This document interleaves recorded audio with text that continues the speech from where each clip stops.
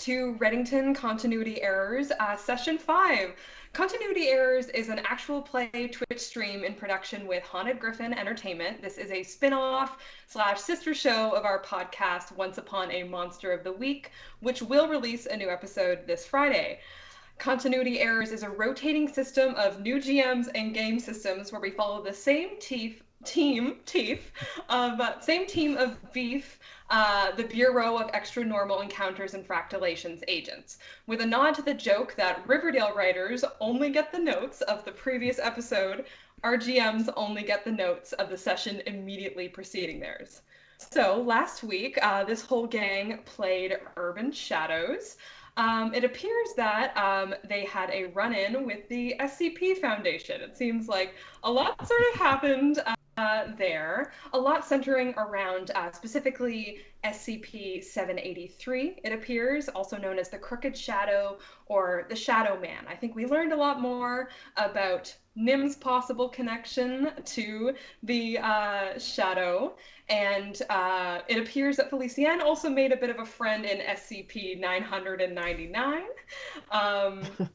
The specific sector that this group was dealing with had done testing in the past on death row inmates and were sort of wiping the minds as this was proceeding, and apparently not all sectors do this, but this was kind of the intro in question to the kind that they ran into. It appeared that Nim was still a little bit ticked off about the sort of trolley question problem that has been plaguing this group.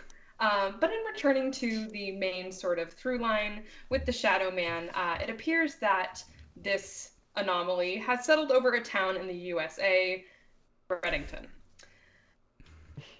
After kind of going through some interactions with the Crooked Man and with a Dr. Bright, there was apparently a sort of tender moment, questionably tender, between Nim and their past. And eventually the anomaly was neutralized with sort of a decision on Brett's part to leave things be. The SCP informed the agents that the situation would be classified and Nim's origins would be kept secret. And it appears that at one point, Trip had 6 guns. And in the end, the agents landed at a Burger King because Nim wanted lunch. I hope I got a little bit to catch you up to speed. Again, I'm kind of working off of some fun Riverdale type shenanigans here. But for tonight's session, we're going to be playing Lasers and Feel, a one-page science fiction tabletop game by John Harper. And just in response to some feedback we got on the Q&A last week, we're just going to do a quick sort of rules rundown. So each of our wonderful players has chosen a style and a role for their character. It's a lot of flavor text to kind of situate them in the science fiction genre. You're going to roll a d6. They each have a stat that they're rolling against. A higher stat means that the given character is better at lasers. So that's like science, technology, kind of calculation. Whereas a lower number rolling against means you're better at feelings, you're better at talking to people, intuition, charm, and spur-the-moment action. So when a PC wants to take an action, they're going to roll against that number. They're going to add d6s if they're more prepared for that situation in the hopes to get more successes. If they roll their number exactly, that is a success, and it is also laser feelings. Laser feelings then means that they get to ask me, as the GM, a question which I will answer truthfully about the situation that they have found themselves in. That is kind of the speedy version, but it's most of what there is to the game. It's really simple and elegant, and I promise you will catch on as we go.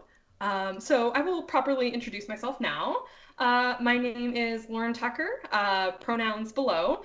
I am a cast member on Once Upon a Monster of the Week. I play Isolde Finnegan with the Reddington Historical Preservation Society with Alice and Cam, so I'm very excited to be here running kind of on the other side of the screen here. I won't plug any specific projects at this time, but I am the Lauren Tucker on most social media, so if you want to see some cool audio fiction storytelling stuff, I gush endlessly about projects there.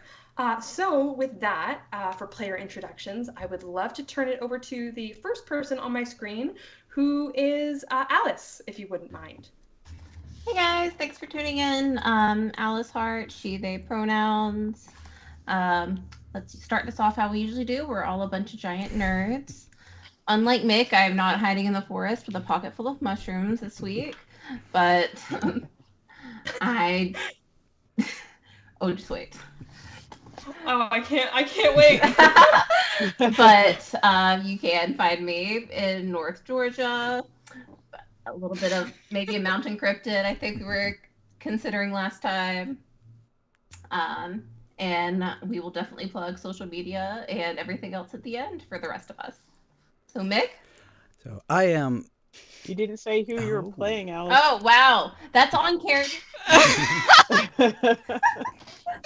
That's on character for me and my character. I do play Cumulonimbus, Nimbus Nim Do. They, them, also kind of considering he, them pronouns for this child. There's a lot going on, but at least there's lunch. That is just a beautiful tagline. Yeah, really. Do we want to go through our player styles and such that we've picked with our introductions, or do we want to circle back to those? Yeah, why not? We'll give that to the introduction, and then Mick, we'll have you go last so we can kind of show the stream how we picked that. Does that sound good to me? Awesome. So Alice, if you wouldn't, Alice, if you wouldn't mind with your style and your role, and maybe your goal. Yeah. So for Nim, I'm going to be playing our intrepid envoy with a number of 2. Yeah. Yay.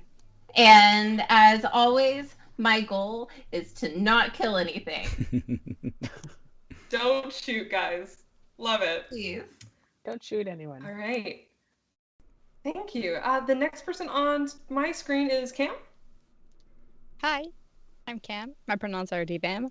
I'm an occasional voice actor and sometimes musician and full-time marine biologist. I live in Halifax, and I play Félicien Sans Regret, whose pronouns are EM. He's also a French Canadian, also undead, folk musician. Also. Listen, it's been a rough week, okay?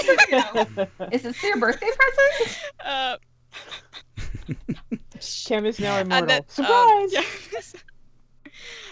Basically, who carries his guitar and parts of himself all the time, everywhere he goes. And I'll be the role and definition, I don't know exactly the name, is headlong comm officer. Headlong comms officer. Yeah, comms officer.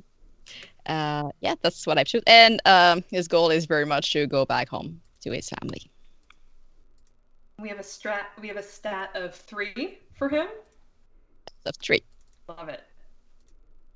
Very feeling central people so far. All right. So I guess then let's go to Sarah. Hi, I'm Sarah Palmero. My pronouns are she, he. I am also a giant nerd, but we'll talk about that later.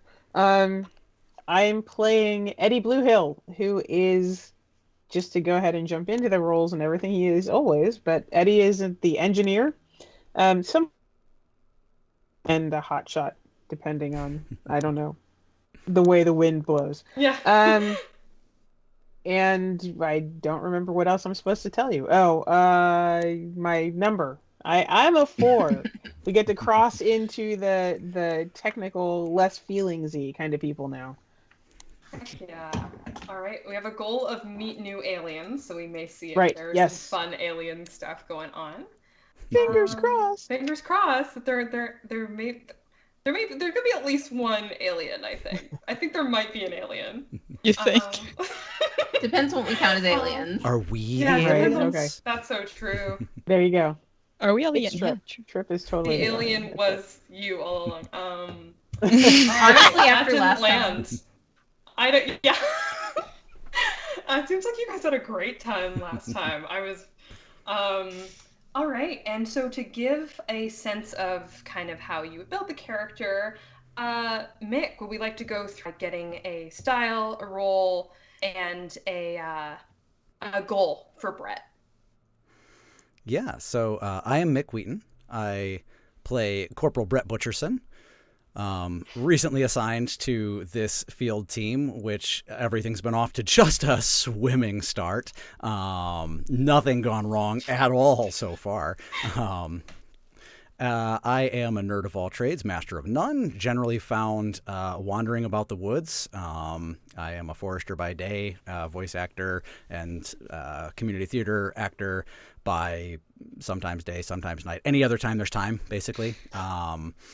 If you can find me in the woods, I will give you whatever's in my pockets.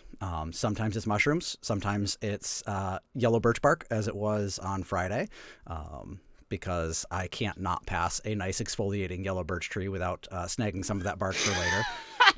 Such a good fire starter. I keep a bag of it in my backpack for camping. Currently in the woods of central Wisconsin. The tricky part is if you do find me, you're probably trespassing. I'm allowed to trespass. I'm a professional trespasser by trade. You're not, so something to consider. So as far as what I'm playing, Corporal Brett Butcherson, styles, looking through the little list here, alien, android, dangerous, heroic, hotshot, intrepid, or savvy. I guess the biggest one that would jump out at me of that short list is probably savvy, because if you hone in on a specific thing, like as far as technology and science goes, that's Brett's wheelhouse. People, not always so much, which is why I know it's a little out of order. I haven't set a roll, but Brett's number is 5. He is all about the lasers, light on feelings. Not that he does not have feelings. He's just not so good at them. He's not good at the feelings. The lasers. Oh, let me tell you about the lasers on this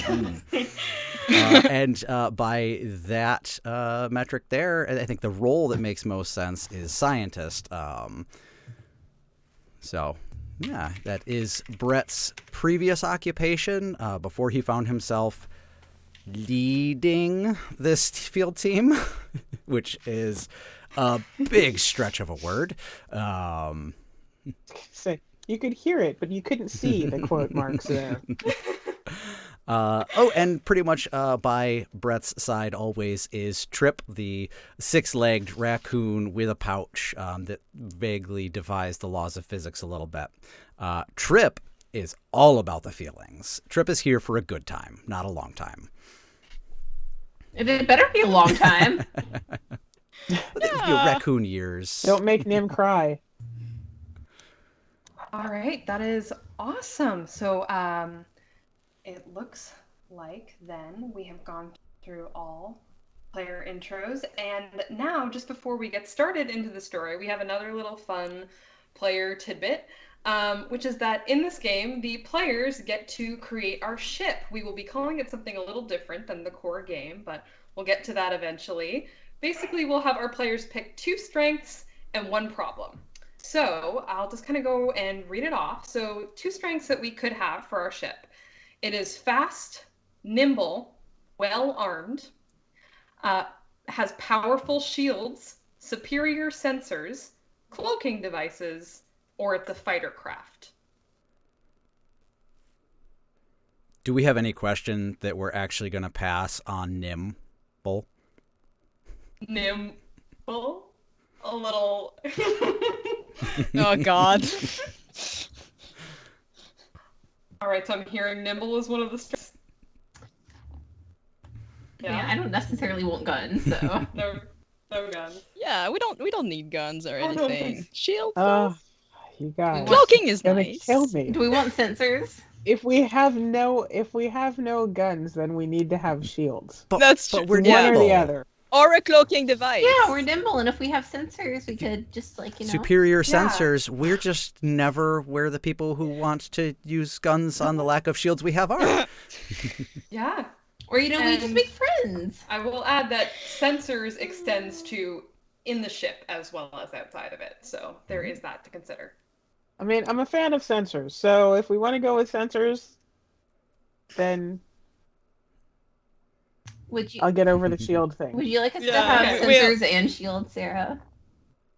Well, we already picked nimble, so we have to have. We can We go only back have on one that. left. Nothing bad can happen, right? We don't need shields or weapons. No, Everything's gonna I- be fine. It's I think space. that that's What a has bad ever idea, gone but wrong you in know what? space? What? Right. What's exactly. ever gone wrong Nobody with ever- us? Nope. Yeah, we're perfect. Every time we jump, it's always perfect, right? So Out of it?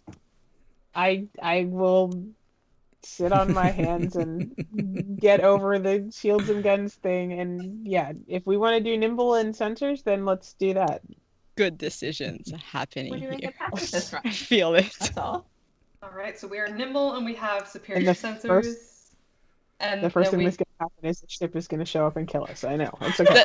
So we are here for a there's good all- time, and we are here. I'm not gonna hear it, but we'll do a 40-minute stream. The shield, you should have picked the shield. The game's done. Ship shows up, blows us up, and that's it. That's the end of This the is where we series. find out that we've been clones the entire time, and the next one I mean, pop out. the thing is, I feel like we have already took our problem. I know it's not technically in the list there, which is like fuel og, only one medical pod, horrible secret breaker, grim reputation. But I feel like our problem is that we don't have shields or weapons on board. Can that be a problem? We are a floating target, is what our problem So is. we're a I'm floating hearing- friendship. So what I'm hearing is that we're wondering if our problem can be basically defenseless. We I have think to. that's fine. They're just not shields. Okay. And no weapon. Okay. Well, and no weapons. What defenses do we can run away? Okay. The raccoon has 6 We're guns. nimble. Fight, flight. We're taking the flight response. Okay. So the problem is no guns, no shields. I mean, if we want to go through the list of what the I mean, actual just- problems are, and Just choose because whether you we don't want have a something shield else. doesn't mean you can't take a hit. It just means they start adding maybe up. they right are, off like, the bat. pretty sturdy. It's a pretty sturdy craft. Maybe they are still guns too. Yeah, I mean, I am okay to definitely allow that idea of being kind of a floating target, so to speak. I'm totally okay with I mean, that. from the list, but the if you listed wanna- problems, horrible circuit breakers sounds like it would just have to go hand in hand with what we've set up. Just Maybe that's I the will reason. strangle you through the computer, Mick.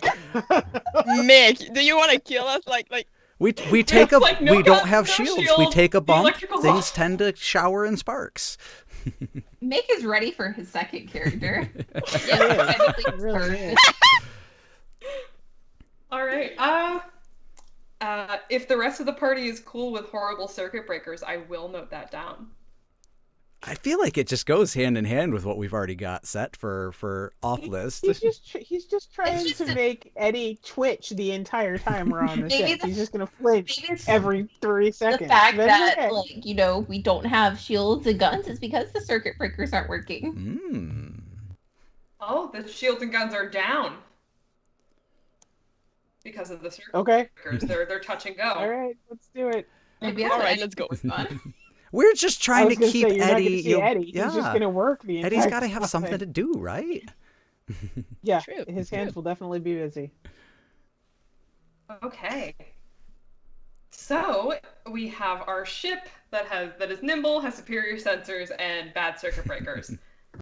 It sounds to me like we might be ready to go. So with that, the last we left off, after their rather eventful run-in with the SCP Foundation, we found our agents taking brief respite at a common destination for weary travelers, the local Burger King. At least, it was the Burger King. The four of you are marginally aware of a time you've spent visiting the Burger King together. In a blurry moment of detachment and a flash of brilliant blue, you know this is not that moment. After all, there are no Burger Kings in space. Rather, The meal in front of you is rather standard breakfast fare. You find yourselves, seemingly like many mornings before, in the mess hall and commons of the space-time observer ship Reddington. Traveling through galaxies, both charted and non, the Reddington prides itself on community, efficiency, and contribution to both the Fleet Council and the existent entirety of all spacetime. As crew members, you're treated well. Work assignments can be sudden and sometimes seem trivial, but among your humanoid crewmates, diplomatic passengers, and many helpful artificial intelligence and android units, a sense of trust pervades the clean and bright interior. You are, in this moment, aware of your work and your station as crew members. If you were not before, you are also aware of your past. And it is another bright and shiny day in the future aboard the Reddington. How do you open your morning together here in the Commons or Mess Hall? So you are surrounded by, at this point, other crew members. It's kind of a general breakfast time routine on the ship, and I believe the four of you kind of have been seated together out of seemingly habit. Just thought I'd give you guys a chance to get a little bit settled on the ship, as it were. Just one question. How confused are we about this? I Like, would is there, say- because you mentioned like memories of our past, so I was just wondering, like, do we have sort of a, okay, this is, I kind of know what I'm doing here, or are we just like, oh, we just arrived from a Burger King, we're in space now? I would say that at this point you are aware of your past, you're aware of what just happened through the lens of where you find yourself now. You are aware of your past in this science fiction, futuristic kind of deal. And I think the previous run-in with the SCP has kind of faded into your consciousness as a recent mission, as opposed to something you were just yoinked out of. If that, hopefully that makes sense. Okay, yeah. Okay. Yes. Okay. So we're not wearing space like cowboy suits anymore, right? Just making sure. Sorry. I want to go on record with this. In the rules of Lasers and Feelings, you have a uniform of your in this case it would be the Fleet Council. However, like cowboy outfits on a spaceship, like it's really hard for me to turn that down. However, I will say there is something here. If you're not in your uniform, you will not have access to your built-in vacuum spacewalk suit. You will need to be in that if you do want to go on any spacewalks. So when the ship blows up. So when it blows up, because we have no shields or guns. How big of a ship are we talking about? Are we talking like a ship of like 100 people or 20 people or? Well over 100 at this point. Well over really 100. want to think. I want you to think small Starfleet vessel. If you are at all familiar with Star Trek, Are we on the Enterprise? we're definitely. We've got 3 levels on this ship. It is a generation ship. It's Okay. yeah. So all right. So at breakfast, I will say if there's not much to, if you're just going about your usual kind of, or your seemingly usual morning, at this point, I would say that you might actually have gotten to the morning announcement. So you're used to this little bing chime that comes through all of the comms, and a very familiar voice actually greets you. It says, "Hello, dear crew members. This is your Mother Program designation, Wendy, here for morning announcements. All crew should consult their comms for today's work itinerary and report any questions or concerns to Grace or to myself at a nearby comms panel." At this point, you see the comms panel in the mess kind of have this little sprite of a woman in a green suit that's just kind of floating, doing almost an idle animation. And she continues, she says, "We would also like to issue a friendly reminder that the vital functions of the ship, such as the engines, navigations, and systems, are off limits. to unauthorized personnel. As well, a friendly bingo match is open to all personnel tonight in the Commons. We are sure that this will be a far more distinguished and enjoyable night than poker night. Please, be better than poker night. Enjoy your day as we take to the stars. And with that, you hear Poker the night same was kind of fun. bing chime, and Wendy is off of the local monitor. At which point you all also would have received on your comms device your daily ping of your work assignments. So you can take a look at that if you were at all interested, but I will say that the floor is yours just to go over things if you are so inclined. Bingo. Bingo, what are we, like 70 years old? Hey, bingo's No, like bingo's poker night was fun. fun. Honestly, poker night bingo's was fun. fun. Bingo's less likely to lead to fist fights. Bingo is also a lot easier to count. Well, I find it is Well, a the little. numbers are I right prefer a in front game of with a you. little bit of a strategy to it. It's not just a sense of statistical random chance. But anyway, you're all we're all familiar with this place. This is new, right? The memories. Are you all? I'm assuming also remember where we've been, but also something new about here. I mean, I'm tired enough that I thought breakfast was a Whopper, and I'm not even sure if I know what a Whopper is.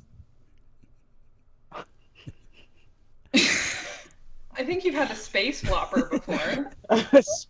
A science fiction, But a science fiction it Whopper was before. distinctly not like that weird bioluminescent green. The Burger King foot lettuce.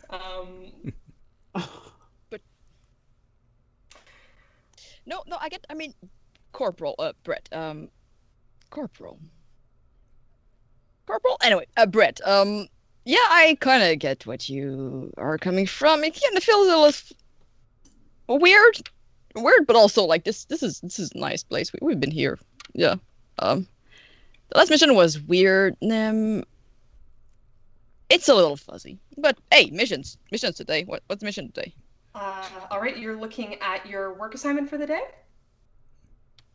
Unless anybody wants to ask anything, but yes, you will be looking. For sure. You look down at your communications device, you see that the first thing, and actually currently the only thing for you on your work itinerary for today, is to head down to communications, which is not all that unusual. Head up, rather. Communications is on the upper level of the ship. You are currently on the main. And you are assigned to reviewing the previous night's security footage, quote, in great length.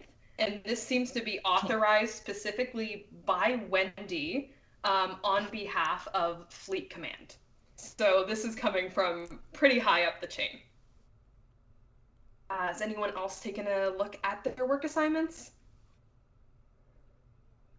I mean, yeah, Eddie will look. Eddie says, I don't know about it being a nice place. I mean, I think we kind of got put on like the lower end of the fleet. But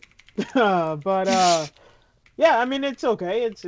I do know what you're getting at, boss. It's a little weird. I mean, the memories are a little fuzzy, and I'm pretty sure I know what a Whopper is. But yeah, we might as well just, do our thing. I mean, what are you gonna do? You can't exactly jump off, right? No, that would presume So, that would be Eddie. an incredibly bad idea. I mean, we don't know that it necessarily the physics of this universe, but I would assume that a vacuum of space is still the vacuum of space, and it should probably be avoided. Avoided is the right word, I think. Yeah. So yeah, Eddie will look at his communications device too. Assuming it's working and not sparking all over the place. But, Yeah, these are sort of personal handheld devices. They're normally pretty reliable. I would say actually they're quite reliable in the realm of like a Nokia phone. So if you drop this, you should be fine, even in artificial gravity. So Eddie's work assignments for today are, first and foremost, speak of the devil, to go and do some repairs on the circuit breakers in the lower level.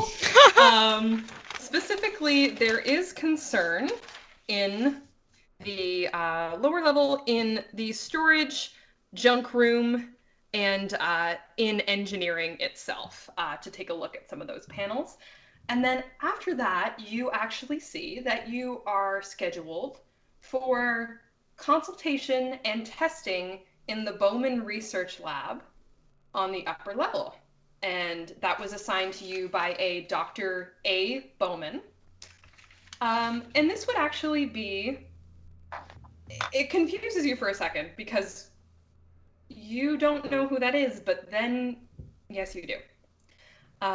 You have been for consultation and testing with Dr. Bowman theoretically a couple times at this point to go over some abilities that she is interested in taking a closer look at. You would know that she is a researcher in reality energetics and exceptional psychologies, and she is on board because the SOS Reddington actually runs on a reality core engine that is propelled forth by the actual unfolding of the moment chip.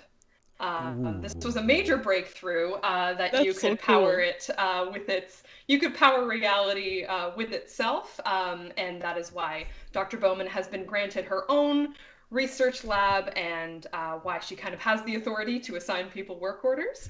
But those are the two things you see on your itinerary for now. Is that a common engine among fleet ships, or is this a unique vessel in that regard? It would be somewhat unique. It definitely is spared for kind of I would say the last decade, reality core engines have been made a lot more accessible for fleet ships to have on board. However, older models won't have them, so I would say the Reddington is a little bit special in this regard, and I think it might actually interest Brett, come to think of it. Absolutely. Yeah. Sure. Yeah, so that is the work assignments there. Is anyone else taking a look, or are we kind of mulling things over? I guess I'm gonna toss mine to Eddie. Eddie, what am I doing? What? What am I doing today? What? Why are you? You can read, right, Nim? Yeah, but I also turned that thing onto solitaire too much, and Right. Okay. Whatever. I'll pull it up and tell you what you're doing. thank you. You're welcome. Okay. So what you see then is that Nimbus has, again, only one work assignment for the day.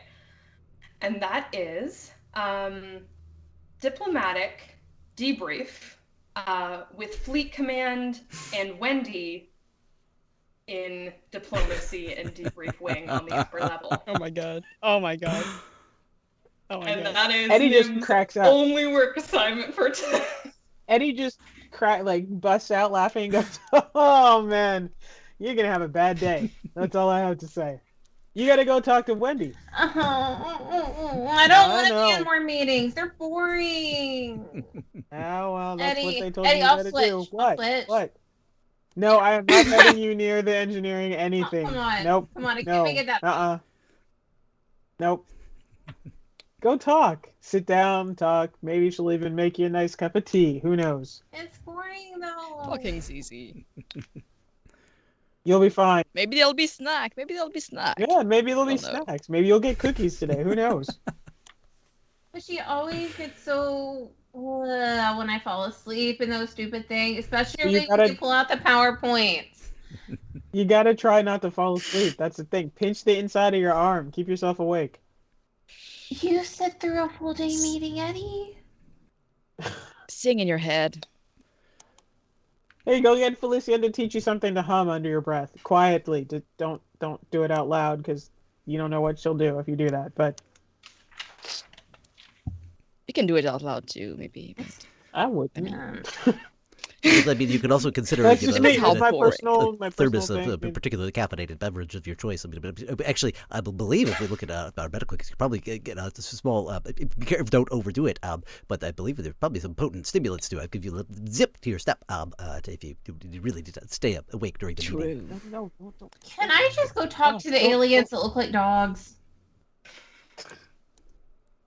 You got to go talk to Wendy. That's the deal. That's your job. You got to do it. It sucks, but you got to do it. It's a diplomacy meeting. Maybe there's going to be somebody else there. Who knows? I didn't sign up for when There this might means be. diplomacy. Dude, take the easy job. Just go. I I'm gonna go look at a video for like.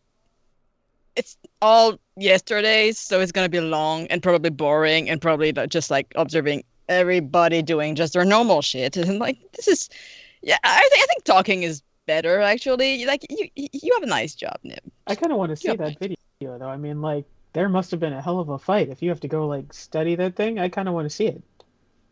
I'm kind of curious because I don't remember. I mean, yeah, the mission from yesterday and everything. Is that what I'm going to review? I don't know, but guess I'll see. I'll keep you informed. Can we text with those? Yes, you can. They are can we text text? communication Oh, yes! devices and voice I can- communication devices. I can- Yeah. Perfect. Okay, so I can text you like the juicy bits if you want. Yeah, tell me what's going on, Live because I'm stream. all kinds of curious. Just You're doing Snapchat great, me, man. sweetie. Snapchat me. Somebody walked by aisle 5.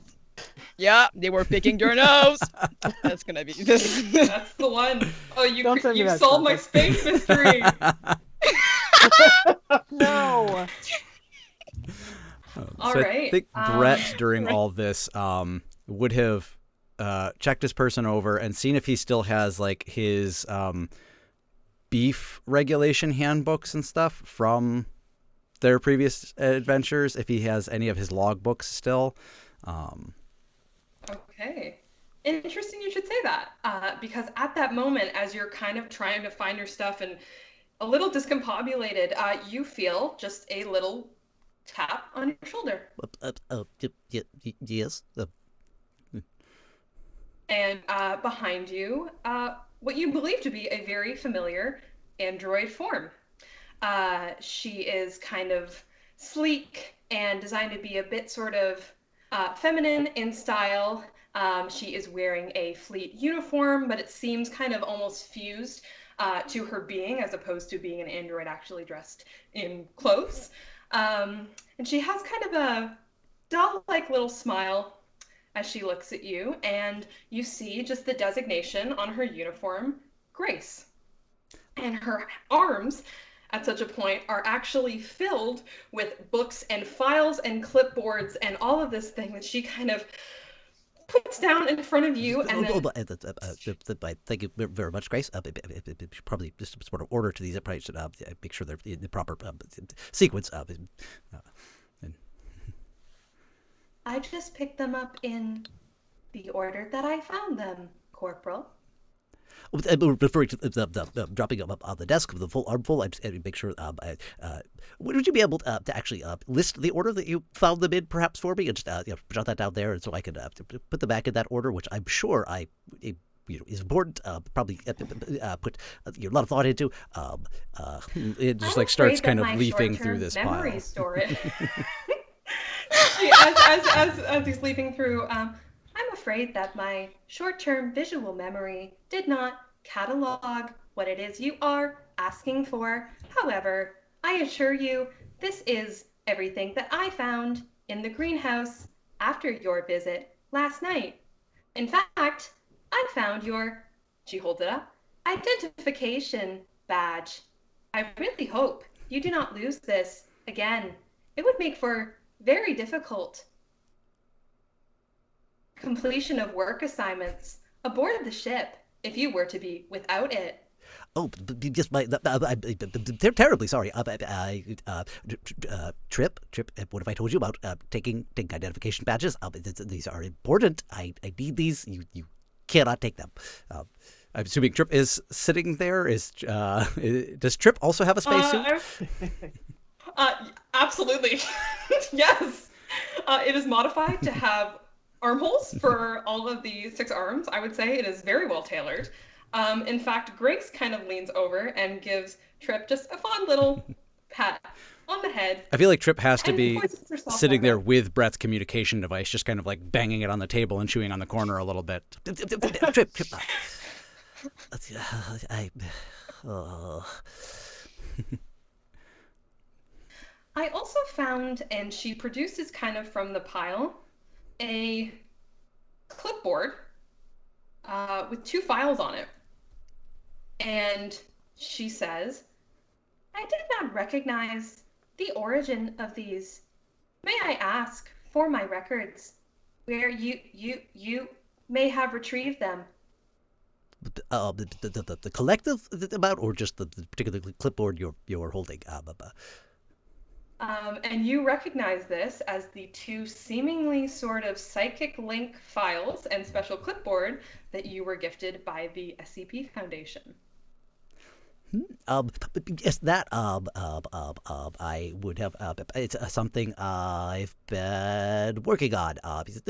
Personal effects, really. Just a little side project. I have not cataloged that with any of the existing ship manifest items. But that is a little pet project. Pet project, personal effects. That is noted, Corporal Butcherson. Thank you for your time. I hope the rest of you have a pleasant day aboard. And remember, just call for Grace if you need me. And at that point, she has left you to your own devices. And you see that you had actually received a comms from Grace, Brett, a couple minutes before, as if she was kind of on the beeline for you, but kind of found you before you could received your work assignments, which are pretty run of the mill for you, going through some research kind of up on the upper deck. Today, you see that you're going to do a check-in on the unidentified specimens lab specifically, as that has been left in the care of a junior science officer at present due to staffing issues, and they want you to just kind of do a quick survey in there. Yeah, I love it's inspiring new young scientific minds of courses of study, and perhaps opportunity to acclimate myself with the sciences and technology of this particular ship and universe. This will be an excellent observation opportunity. Awesome. Okay. So at this point, I know that we are kind of splitting the party right off the bat. Is anyone interested in kind of attending to their work assignment first or trying to accompany each other? What is the game plan here? So very first off, now that he's got all his papers and stuff, Brett is just going to scribble up some template papers real quick of modifying their beef typical logbooks. Remember, we've discussed a little bit about reporting your daily things or whatever. We hope ideally get back to Reddington Prime dimension there. I've divided this into 2. If you could please jot down any of your current the new memories, and also keep track of what you can from our previous endeavors, just in case something happens there. And so it distributes these amongst the group. So just remember, as we go our separate ways, we do want a complete and thorough report in the event that we do get back to Beef headquarters. So yep, there you go. Just again, yep. They have to be written. I mean, you want us actually to write them down? We can't record them or something. Yeah, you notice that you were the Brett. You were the only person in the vicinity with physical paper. In fact, you're starting to get some kind of looks from especially the diplomatic passengers who are kind of like wondering why you've brought an antique into the mess hall. But I think some of the fellow crew members will be kind of aware of your love for logbooks, for physical logbooks at this point, and kind of leave you to your breakfast and to your log making. I'm all for the recording though. I'm with Eddie on this one. recordings. Like you can listen to them afterward and like note them down if you I want. mean, Eddie's already doing mine. The important thing is that it does get onto the proper form. It's very, very important. If you'd like to take supplemental notes through a recording device, that's fine. As long as if you can, at some point, please transcribe them to the viewer so that they're on the appropriate documentation. Is very important for cataloging. Right. Yeah. Okay. Sure. I'm just gonna hand the paper to Trip. Don't give it to Trip. She's gonna eat it. Exactly. That's the point. Yeah, I think Trip at which point just kind of twitches towards it and starts kind of prodding a little bit curiously. I don't know, what is Trip's affinity for eating? For nomming? Trip does like to nom, but Trip likes tasty foods. Trip is also a bit unique in a lot of ways. So I think Trip takes it from Nim, looks up at Nim and says,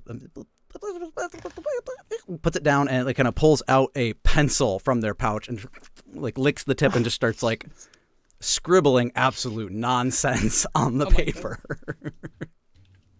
See, Trip is doing it.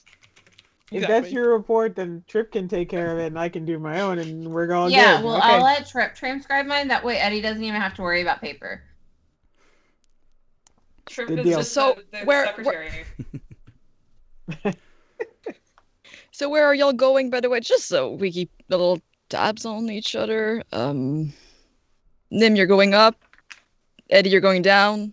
Yeah. Everyone is going up except for Eddie, who is going to the lower Okay. level. Yeah. Yep.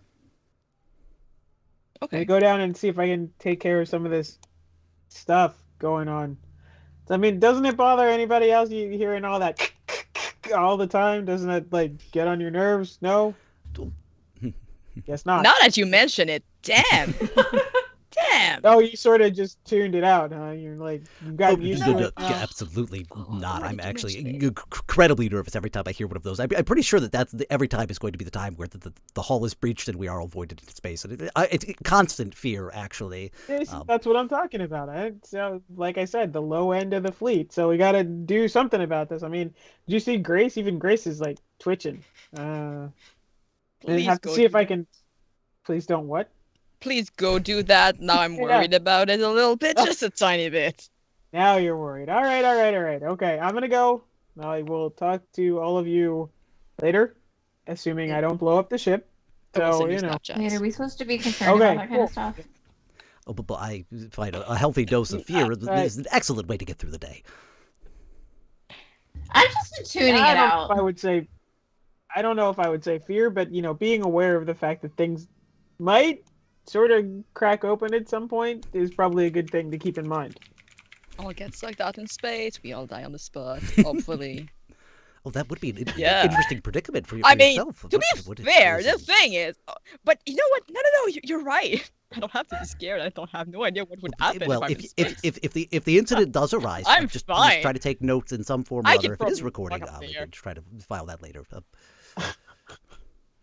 While you're floating around in space like a popsicle, take some notes. That's what he said. Trip is taking all of my notes. Yeah, I guess the temperature is a problem. Well, I won't. All right, I'm gonna go. Anyway, okay. Before we yes, talk about we more probably horrible should things, so I'm gonna go. see to our particular assignments, try to gather as much information as you can about this particular space. There are some interesting aspects of the ship and its engine that perhaps we could utilize to help ourselves on our way home. So, Eddie, if you get the opportunity to investigate the source of the ship's propulsion, I believe that could be potentially useful for us. So please, that's something to consider while you're poking around down there. You got it, boss. All right. Sounds like we might start with Eddie down on the lower level. That is cool. The rest of you head up to the upper level of the ship. You kind of make your way all the way from the commons and the mess and into the atrium, which over top you see kind of the descending ramp from the upper level, and you're welcomed into a large kind of spread out area that is affectionately known by crew as the crossroads. And this will lead you from the main level, the upper level, down wherever you want to go. There are also some elevators to make things more accessible to folks, but everything here is also ramped. So From there, you would take the, I would assume, the elevator or the ramp downwards into the lower level. And I should say, as you kind of follow the crossroads down, you come kind of face to face in a glass case with the effects of the reality core. And what this basically presents as is in the main kind of rounded body of the engine, as opposed to the tail and utilitarian rooms that extend from the back, there is this circular, wide open space that covers both the lower level and the main level of a pulsing beam of bright blue energy that just is, you almost have to shield your eyes from it as you walk by. And it constantly, if you were able to focus on it for just a moment, it almost looks like flowing water, and as if it is grabbing the movement of its surroundings and sucking it in to this one sort of steady cylindrical beam. And you make your way down to the lower level, all the way sort of to the back of the ship, which is where you will find storage, the junk room, and engineering would be back towards the, more towards the front of the ship. You'd have to go all the way around the rather large reality core at this point. Is there a particular place you would like to start? Just because it seems like probably the least important of that list, he'll probably head for storage first, just to go take a look and see what it is exactly that he's supposed to be looking into. Storage, for sure. Okay, so you make your way into the storage room. It's pretty much what you expect. It's a lot of sort of emergency rations and sort of whatever the science fiction giant spaceship equivalent of like jumper cables, a first aid kit would be. However you're going to restart the reality core engine is good luck to you, man, but it seems like they figured it out. What the heck do you use to jumpstart reality? Holy cow, that's... We might see. That's a pretty heady question. Yeah. But, right? Some ego death? And... so you're pretty familiar, I think, with the inside of the storage room at this point, because there is also some supplies for your daily work assignments. So there is just the one sort of circuit panel in storage, and to sort of evaluate the problem and give it a fix, can I please have you roll for lasers? And because you are pretty much an expert, I think we're going to start with rolling 3 dice. Okay, rolling 3 dice, and I need to be over or under? So if you are rolling for lasers, you're going to try and roll under your number. And the amount of dice that are under, that's how many successes you have. Okay. Great. Does meeting counts as a That's success? a success, right? and it's laser feelings. So that's going to be a question Okay. that you get to ask in a minute. But that's one success. One success. Okay. Interesting. So I think you are able to, at that point, kind of, you know what the problem is. You've seen this particular little old part of this circuit breaker. Just every time you fix it, it manages to break itself again. And so you open up that panel, and there it is, and it's like a full 5 seconds of just sighing, and how are you going to fix it this time that it won't break again? So you kind of get to work on that. However, I will say it's giving you some trouble. You know, it basically, if one die succeeds, you are going to be able to do it, but there's going to be a complication, a harm, or a cost, just as a point of reference. Okay. However, I think we should deal with laser feelings first. So is there a question about the situation that you'd like to ask? I think I think the question is, does it look like, because it keeps breaking, does it look like it's something that's being done by someone else? Does it look like somebody is tampering with this rather than it just being a fault or a series of faulty parts? That's a really interesting question, because as you kind of lean in and you take a look, there's a part that's missing from this part of the circuit breaker, and you kind of check the bottom ledge of where the panel is, and you take a look around and it's not there. It is quite like someone has taken it. And so you would have reason to suspect that someone has been tampering with your work. And I will say, because that part is missing, the complication is you're going to have to MacGyver this thing with some duct tape to get it to stay in line until you can order a new part or find a new part somewhere in storage. Good deal. Awesome. Would we like to, it takes you a little bit, but you have then kind of repaired the storage room circuit breaker. There's also, to be one in the junk room and quite a few in engineering. Your comms has more details on specifically which panels need to be addressed. Is there one that you'd like to head to first? Let's go for the junk room since it's back here with storage. Junk room. Okay, I'm going to have you make the same roll. Okay.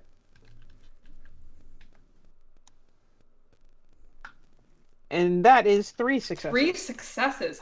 Yeah, so you kind of, you take a look at this one, and it is for reference, the rules, 3 successes is a critical success, and you get an extra kind of bonus awesome effect to this. You are looking at the circuit panel in the junk room, and I think typical to Eddie fashion, you know that there's something that you can add to this. And finding yourself in the junk room, I think you kind of root around a little bit, and it just clicks with you what you can do to make sure that this is going to stay in place and not break again. And yeah, it sparks a couple times, but then you sort of step back, leave it be, and you hear the sort of thrum pickup from the storage room, and you feel very content with your work that this one will not break again. Excellent. All right. And you just have engineering left. And looking at your assignments, this is kind of back towards the front of the ship. It seems as though only 2 of the many circuit panels in engineering are in need of repairs, and it gives you the ID number. You're pretty familiar at this point. And I think, if you think it is fair, we'll have you just roll once for the both of them, just to see how the general repair goes. So Sorry, one die? Roll, make the same roll with 3, but we'll count it for both circuit breakers, if you feel that's fair. Let's do it. Okay, cool. Sure. Hopefully it's a good roll. That's 2 successes. 2 successes. Yeah, it goes fairly well. Yeah. You're not used to things in engineering breaking. It is a little unusual, but it seems like a pretty run-of-the-mill repair for you, and it seems like they both have similar things wrong with them. In fact, you've seen this in circuit panels that are very adjacent to reality core engines. You will sometimes get it where it just get a little too solid, and things don't, the circuitry doesn't work the way it should, because everything's kind of just stuck being very much in the present as opposed to any kind of potential or kinetic energy. So you're fairly used to having to make this repair, and it goes well. And that would take you to your next work assignment with Dr. Bowman, but I think for the sake of time and just so we can get a little bit more going in before we go to our first break, I would like to turn it over to Felicienne in communications, if that is cool. Absolutely. Awesome. So Go ahead. There's a couple other folks that you're familiar with in communications at this point. You have been, you kind of have your own station at this point, that it seems like you've been granted access to certain security footage things that you are not used to having. So that's very exciting. But as you take your seat, you get another kind of ping from your comms device that is asking for you to look at specific timestamps in specific rooms. And I hate to say it, my friend, but going through this is going to be a lasers roll. So It's okay. the first thing that you have been asked to do by Wendy is to look at a timestamp in engineering from about 300 hours today.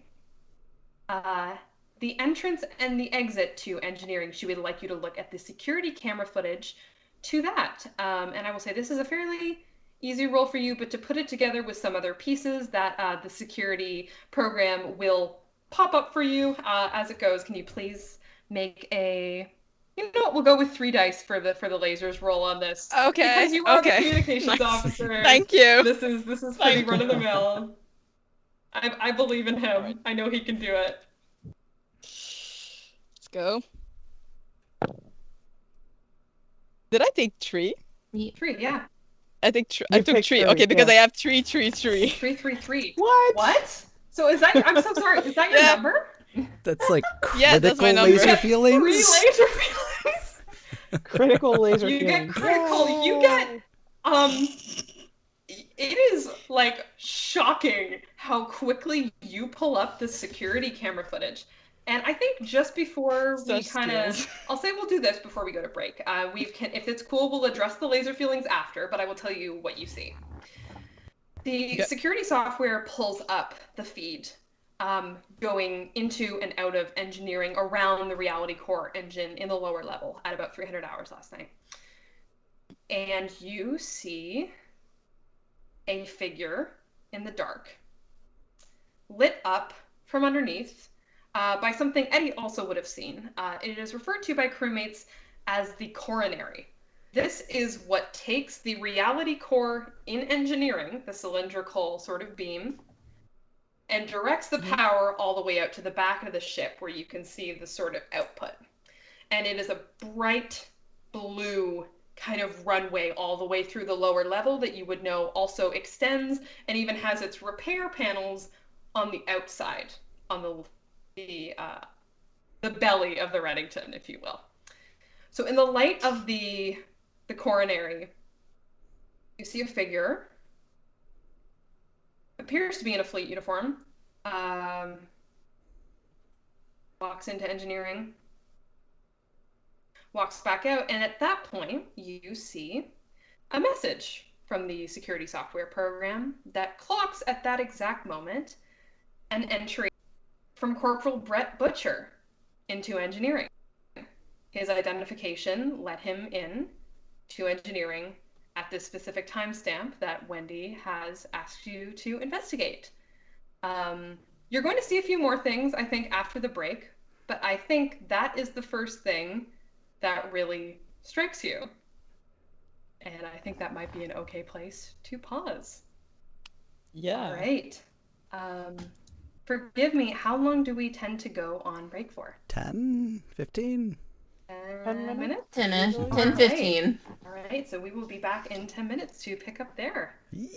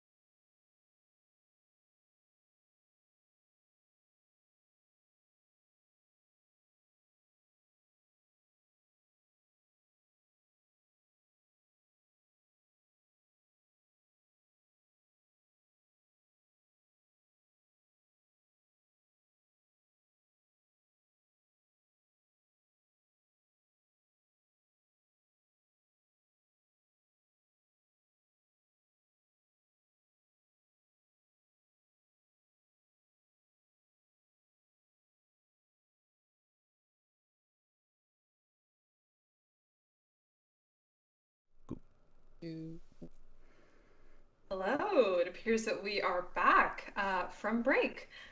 So just before we jump back in, just going to give a quick recap for anyone that might be joining us now. We are playing Lasers and Feelings science fiction one-page tabletop game. We are aboard the SOS Reddington, a kind of generation ship, and our 4 players here have just sort of arrived through reality to their work assignments for the morning. We had a quick visit from Wendy, the artificial intelligence mother program of the ship. We had a visit from Grace, who appears to be kind of the android administration of the ship, who was able to give Brett some things that he had lost, seemingly in the greenhouse. And then we headed off to work assignment. So any real progress repairing the notably bad circuit breakers in the lower level of the ship, and was able to find that in storage it appears that one panel had been tampered with. We had also followed Felicienne up to communications, upon which, at the requested timestamp that he monitored the security footage and security data for that time, he appeared to see a figure that was identified as Corporal Butcherson entering engineering at about 300 hours this morning.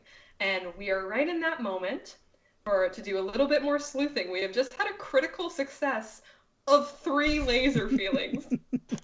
So Cam is going to get 3 questions that I must answer honestly, but I will give kind of a little bit more from that. So I will say, upon seeing that, are there any first thoughts from Felicienne? Well, right now, no, but does this figure really resemble? That's not my question, though. I don't feel like this is like just interesting. like a... Yeah. Okay. Yeah. There is just sort of like immediately remembering that a few minutes ago there was this robot Grace that arrived and was like, "Your identification badge, like you lost it." So like, oh, maybe it's not Brett, and like that was in between the moment, because I mean Brett has been with us for forever. Well, not forever, but for a while. So that doesn't really make sense. So yeah, immediately he remembers like that the badge had been left somewhere. So hey, but no, he's just going to keep looking at the timestamp. Okay, so it's gonna keep looking at the security footage for now. Well, so it's been in and out, right, for that one? Yeah, that figure that was identified as Corporal Butcherson went in and out. You have a couple options with the security software program. You could take a look, you could kind of follow the thread of, okay, where else has that ID been clocked across the ship? You could take a look at any kind of security feed that you have been granted access to. I will tell you, you do not have access to all of them. Some of them are command level privileges. You are also free to kind of follow, monitor engineering specifically and see if there were any other entrances there. I will say, if you would like to spend like a laser feelings to ask any kind of what's the thread you want to tug at here, that's totally cool. But if you would like to just pick one and go for it, we can spend those 3 questions as you wish. I feel like it would be too easy to just ask, like, wait, which one's the right one to tug at? I just wanted to give you the option. Yeah, right. I don't know. I feel like it's too easy, and I know that Felicia would just try to follow the camera, the security footage of the person like exiting, and like, okay, this camera next, this camera next, and like follow them to the ship. With a critical success, you're definitely able to track them pretty far. I would say, so you would see this, give me while I pull up my station map. You would see this figure is going to exit again from engineering.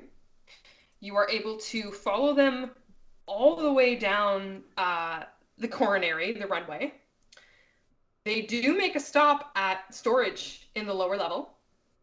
Okay. Then it appears that the figure goes across the way in the lower level to the archives.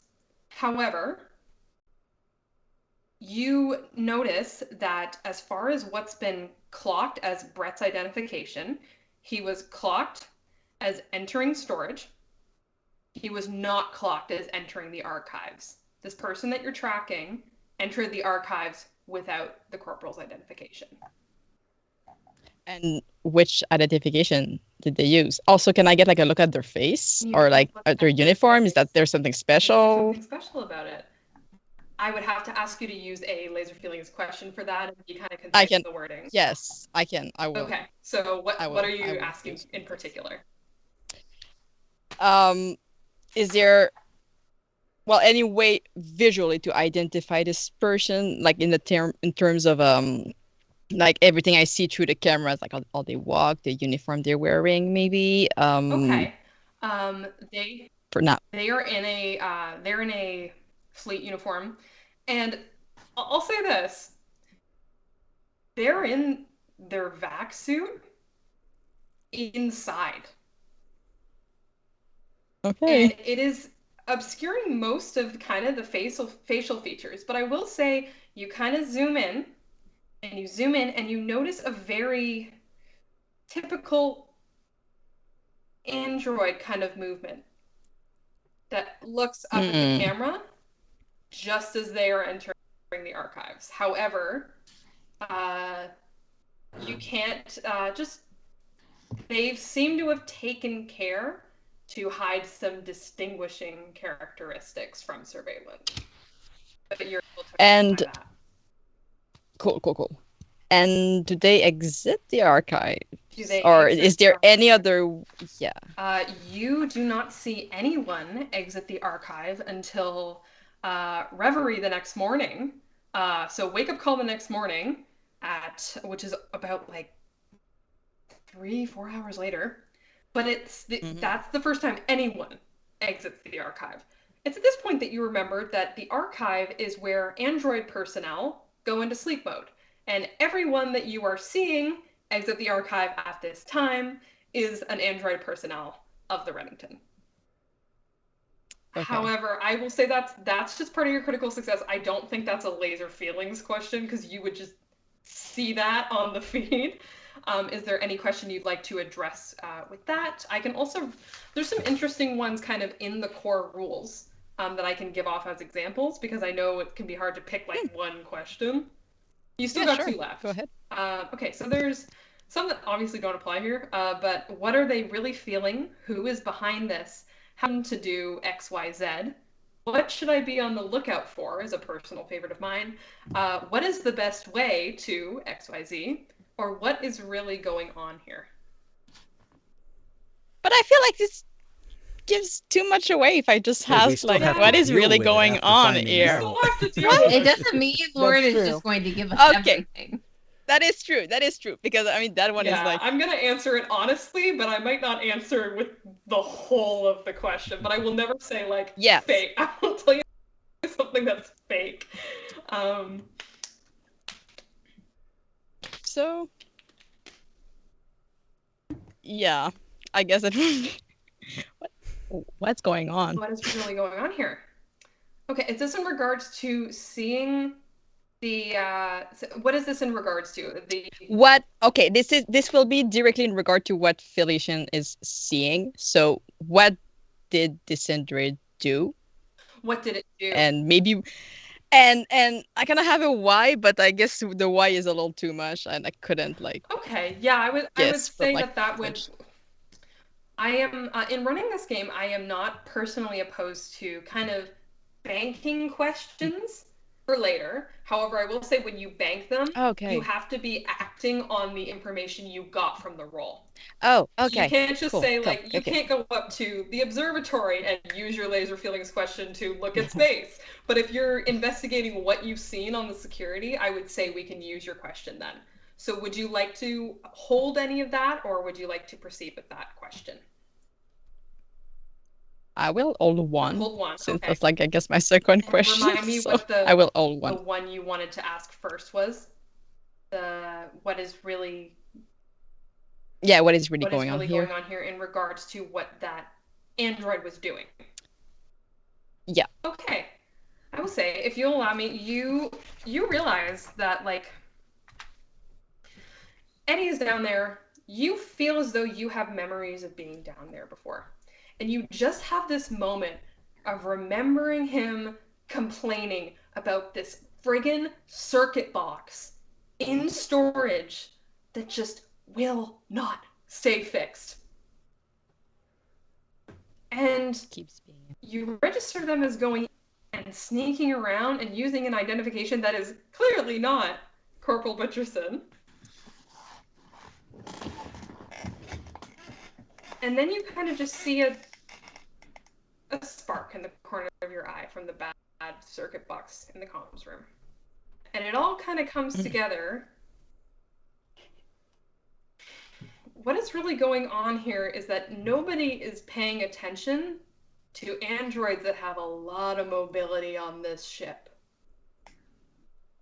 That is what I would say is going on here. Perfect. Sounds good.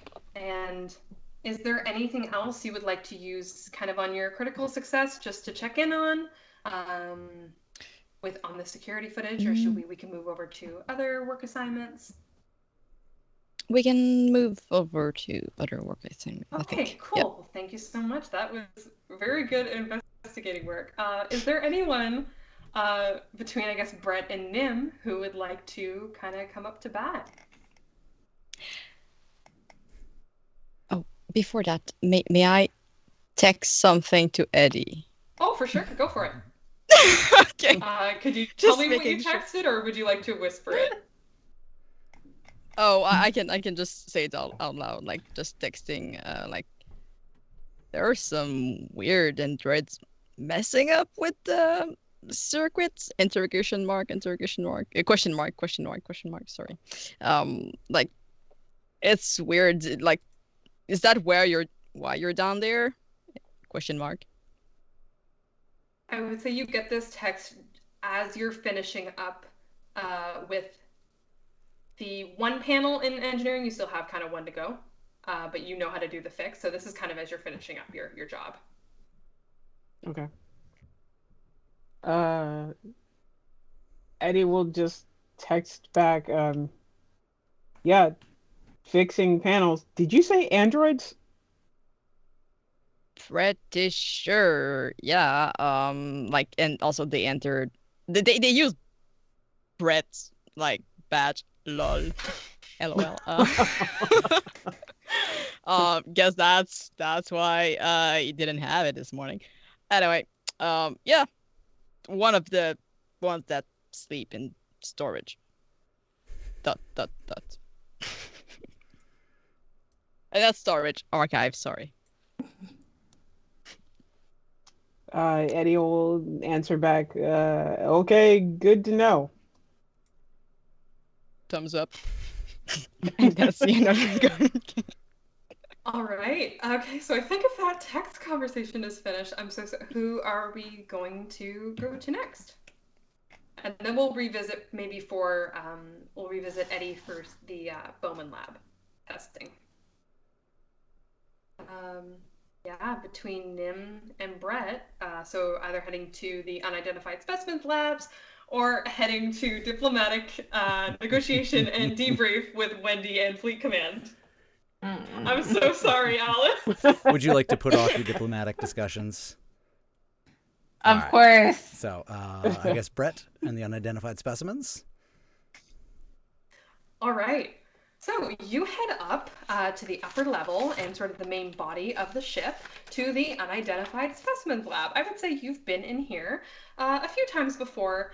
It is kind of, they call it the unidentified specimens lab, right? But it is kind of a catch-all lab for, hey, we're out in space and either this thing ended up on our ship, tried to attack us, or we found this thing we've never seen before. Just stick it in unidentified specimens. We'll deal with it later. So this can kind of be a very eccentric type of research lab in comparison to the other two research labs that are on this level. It's a terrible fit for Brett. And it's a terrible. It is a little. So you are aware as you kind of come into the unidentified specimens lab that there is just one kind of containment unit in here for anything that's kind of a humanoid size to occupy a humanoid or an animal size. The rest tends to be plant life or very small animal life. and doesn't need such containment. But that containment unit is currently empty, and you do not at present see anyone in the lab. You just see a couple flasks, all of different varying colors and viscosities, and they are labeled with just a hand-scrawled note, and the note reads, "Just don't." And that is what you find. And Brett is supposed to be meeting like a to young do? scientist to discuss some things with in here, right? Yeah, you were expecting to find Officer Kyler in here. Are you on the lookout for them? I think so. I think probably just announcing coming in. Officer Kyler, you in here? Anybody? Feeding the specimens, perhaps? Hello? Oh Hello? my God. And you see a head behind the lab bench where they were hiding. Corporal Butcherson, I swear this is not what it looks like. I'm so glad you're here. I'm sorry, why but are you here? what is it that it looks like? I mean, it looks like a specimen lab. Yeah, I see all the little ones there. I see there the large empty container. Perhaps I believe not supposed to be empty. Maybe. So, if I tell you about that, what do you mean? I never. There's nothing supposed to be at the. Can I please have you make a feelings roll with one dice to attempt to discern what is going on here? 3. So you're attempting to roll above your number. 3. 3. Yeah. 3s are very popular, I'm yeah. told. Threes are super popular. If you were Cam, it would have been awesome. Right? However, if none of your dice succeed, it goes wrong and things will get worse somehow. It is at that point that Officer Kyler kind of jumps fully up onto the lab bench to their feet kind of thing and knocks over some of the substances that were on the lab bench, and one of them kind of crashes on the floor and starts to just sort of disintegrate the floor a little bit. Just a little. And they kind of look to the mess on the floor and just look back up at you expectantly. Okay, that's definitely going to be one of those things that makes it the hole in the ship and voiding into space. So maybe not much of a problem for much longer. Not enough in there. Okay, not enough catalyst seems to be stopping. Okay, so one problem, I guess, postponed. Officer Kyler, would you care to explain what is going on right now? A little bit erratic at the moment, it would seem. One question before I begin with that. Is that an order, or are you more just kind of asking me? Can that be more of a question than you ordering me to tell you what's going on? Or... Well, I guess I would request perhaps an official filing of the documentation and the logs you should probably have been doing. I would like to see those. I guess yes. I'm not entirely comfortable with the term order. I'd like to think we were all the same team for science and documenting and identifying these unidentified specimens. So I guess if I have to, yes. That is an order to give me a status update. A status of the unidentified specimens lab. The status update is I am trying my best. That is the status of this lab currently. The other thing is that I don't know if you were party to. Have you seen a tiger? I'm sorry, did you say a tiger? A tiger. A green tiger? Have you seen a green tiger? I do not believe I have. Brett pulls out his little notepad of the memories he's been jotting down that are the new memories. A little tough to say right now, but as far as I can recollect, has Brett or You have not seen a green tiger. I will just. There's no role for that. You would remember seeing a green tiger. On this Brett kind ship. of turns behind himself a little bit and says, Trip, have you associated with any green tigers lately? I feel like there's a lot of other critters in here that I can only imagine you've spent some time in here, whether you're supposed to or not. But you haven't seen green tigers, have you? Have you? I would say Trip shakes her head. No. Like, what are you talking about? Right. And Officer Kyler kind of. Oh, okay. So, we had a tiger, a green tiger. It's been here since before I was supposed to be here. And that's actually where the hole in the floor is just sort of sizzling. And kind of looks at the sizzling hole in the floor. That on the floor came from the green tiger. And then also, the thing is I know this isn't proper experimental protocol, but we pulled something from the green tiger. It identified itself as a something. I tested a little bit, just proceeded to have quite possibly the worst trip of my entire life. And I'm a little concerned about these testing protocols now. You know what? So am I. Because when I tried it, tiger was in the cage. When I came to, no more tiger in the cage. I'm green tiger loose on the ship in space with a potential hole. I'm sorry. We really should probably address this hole in the floor. Yeah. I think at this point, Officer Kyler has gone for the only kind of paper product that really remains on this station, which is paper towel, and kind of slaps some gloves on and just grabs the paper towel and starts desperately trying to. You start to get the sense that Officer Kyler skipped the day in first year chemistry on lab safety. You were a little bit appalled, and just starts trying to stomp it out. Brett, are you trying to do anything to help out? This would be a lasers roll. Yeah, Brett would definitely kind of try to get a feel for this real quick and take a glance at the table and see if anything is labeled and what kind of searching through his knowledge of chemistry and science and all that, if what might be available on the table there to counteract these effects. Okay, I would say that in that case, you're not an expert, but you are prepared. So can I please have you roll 2d6 for lasers? And we're going less than 5. You are trying to get less than 5. I've got a 3 and a 6. A 3 and a 6, so we have 1 success there. Okay. So there is going to be a complication, harm, or cost to trying to do this.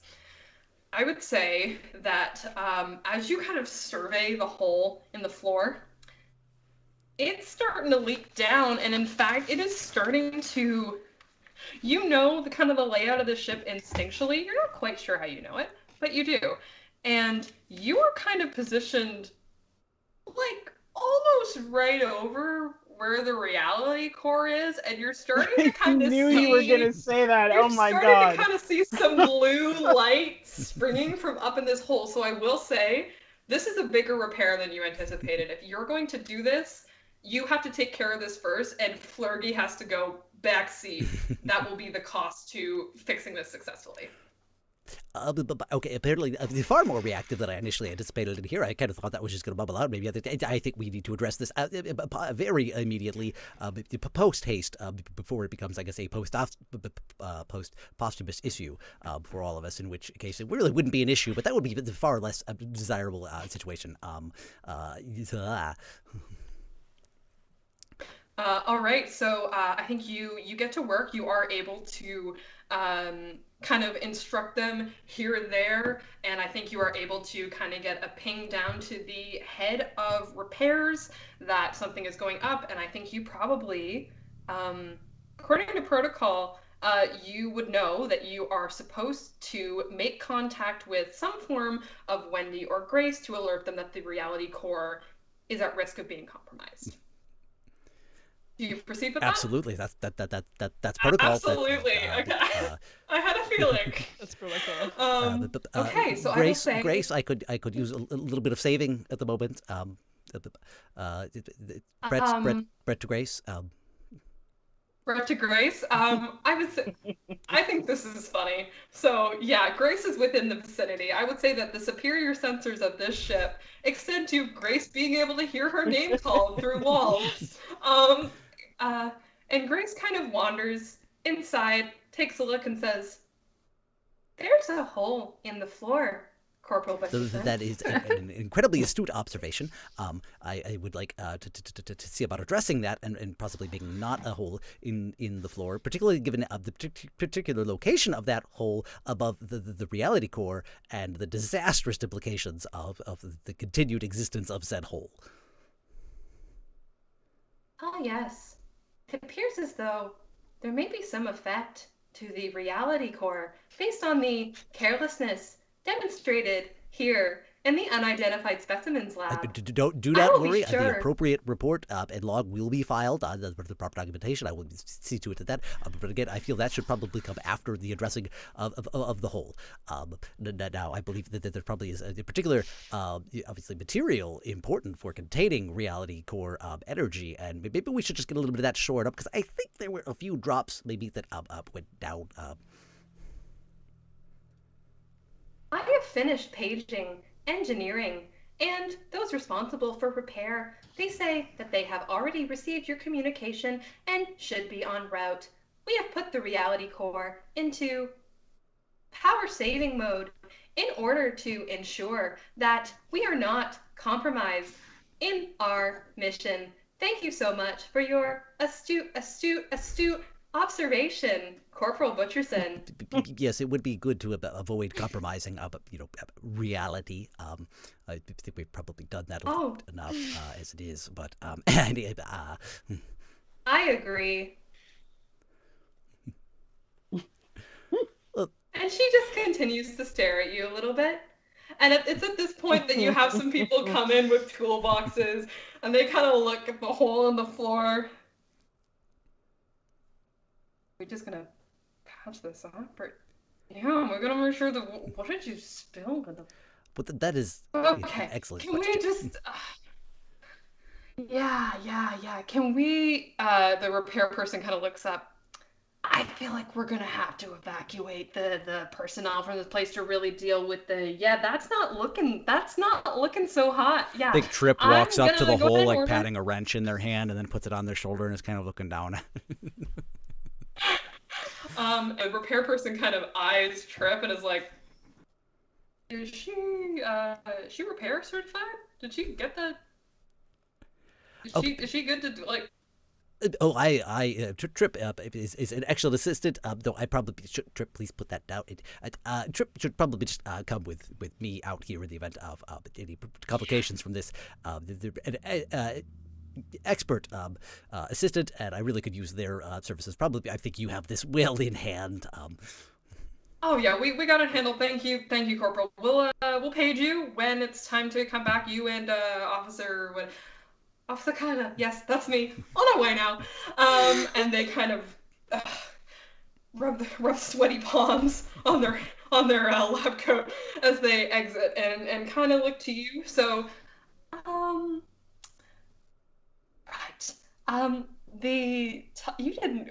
You paged Wendy about or Grace about the thing. You didn't. Did you mention about the tiger? No, I did not. I believe there is definitely a bit of leeway in the timing of the filing of that report. I think it would be best maybe if we can go ahead and see about resolving the situation and file the report, detailing what happened in the incident. But ideally, after the incident is concluded. So perhaps we should see about trying to track down said green tiger, or perhaps what? Actually, I have a better idea. We could gather some assistance in tracking down said green tiger. I don't like the idea personally of doing this alone. Yes, Trip. I know you are very confident in this, but we could use a few more hands, even than yours. I'm sorry. Trip kind of flexes all their little fingers and kind of makes a strong gesture. Pulls out one of her guns. Takes it in stride.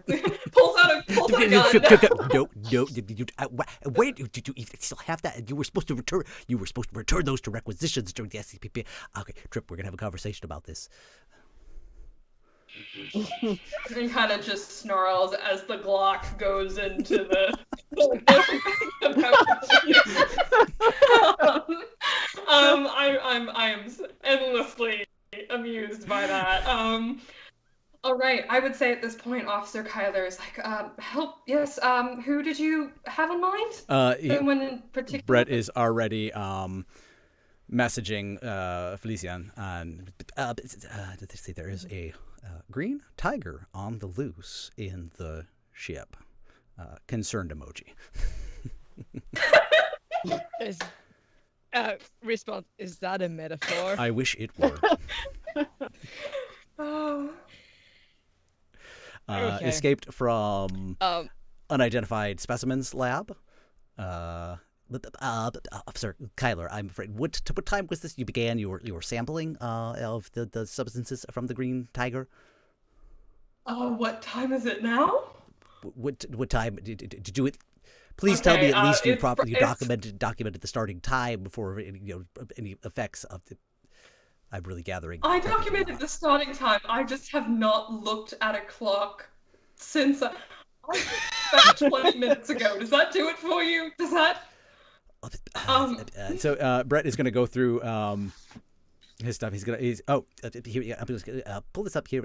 Okay, I'm going to we're going to send you a communication with an attachment for the proper filing procedures and experimentation routines. That you really, I would just, I think you should review this given your earliest convenience. Maybe not right now. I think we have bigger issues. But again, I'm just going to forward this along, and I really think you should review this particular set of procedures. Yeah, I will get on that right away, Corporal. As soon as we have this dealt with, you've messaged someone who can kind of track down the tiger. I don't know. I don't know if I'm the person to really track down a tiger. It's kind of a little. I guess perhaps could you maybe stay here and work with the maintenance crew and let me know how the repairs on this are coming along. Maybe you could catalog the remaining unidentified specimens, make sure everything that's in there is still in there, and maybe that there weren't anything else that kind of got loose while there was a hole in the floor and a unconscious technician not properly observing the door. So just I think that might be a good use of your time. Yes, I will go ahead and do that. I will stay here and I will catalog everything, and I will take a lot of Tylenol for the headache I'm having right now. All right. Trip is like shaking Corporal, a little bottle of things at the feet of. Dry swallow. just this person is having the absolute, probably the one of the worst days of their lives in quite a long time. All right, so Felician, are you now investigating the case of where the tiger is from the comms? So I guess I'll try to look at the footage and then turn around. There's a bunch of other people, right? Yeah. I would say there's at this point there is one supervisor and two other comms officers. You would know them as in there with you is Coop, Sawyer, and who else would be in it? Aiden. Coop, Sawyer, and Aiden are in there with you. And Aiden is the supervisor. How is Aiden? Like, are they chill or like are they like? He's pretty chill. In fact, I think you look over and not to do the obvious reference, but I think you kind of look over at the comms device that Aiden, your supervisor Aiden, is on, and he is playing Galaga. Um, and the other two are pretty hard at work. You know that your other two are very the other two comms officers in here are very serious about their job, but you're not so much worried about the supervisor, I would say. Okay. Okay. So Felicien will just like look at the other two. Obviously, not catch their gaze because they're too absorbed by their work. Yeah. But I did any of you two see like a green tiger by any chance on the footage you're looking at right now? Sorry, Just green asking. tiger, and that's Sawyer. Yeah, like a. It's not a metaphor. It's a green tiger. Real, not a metaphorical green tiger. Like you mean like there's one on the ship. Yeah. Yeah, no, I'm sorry. I can't really say nothing. Can you roll feelings for the rest of this interaction? I would say you're prepared. You know these folks. You've worked with them before, so 2d6. Okay. That's a 1 and a 4. 1 and a 4. So 1 success. 1 success. All right. You're going to manage to figure out where this tiger is, but there's going to be a complication, harm, or cost. And I will tell you kind of what the complication is like right away, actually. Go ahead. As you finish talking to Sawyer, Coop, notorious for being quite good, should probably be the supervisor, all things considered, kind of turns her computer over and points up at the monitor, a little worried. Do you mean like maybe this green tiger? Points over to something, and on the security footage from about, earlier this morning, just before Reverie, you see a green tiger make his way through the crossroads into an escape pod and launch. That is what Coop has found.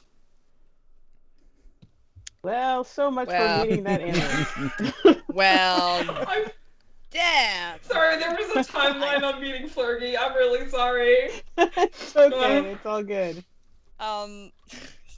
So Felicien will just text, yeah, your green tiger is gone. Smiling emoji. Don't worry about it. Smiling I'm emoji. Sorry, this is a confined space in the void of space. I am very worried about it. Worried face, worried face, worried face. It took an escape pod. Smiling emoji. Like just one smiling emoji with like mini mouth. Please elaborate on gone. Escape pod. Hey. Smiling emoji. That is so fucking weird. Dude, you have no idea, but it's the truth. He's gone. So we're good, I guess. Question mark.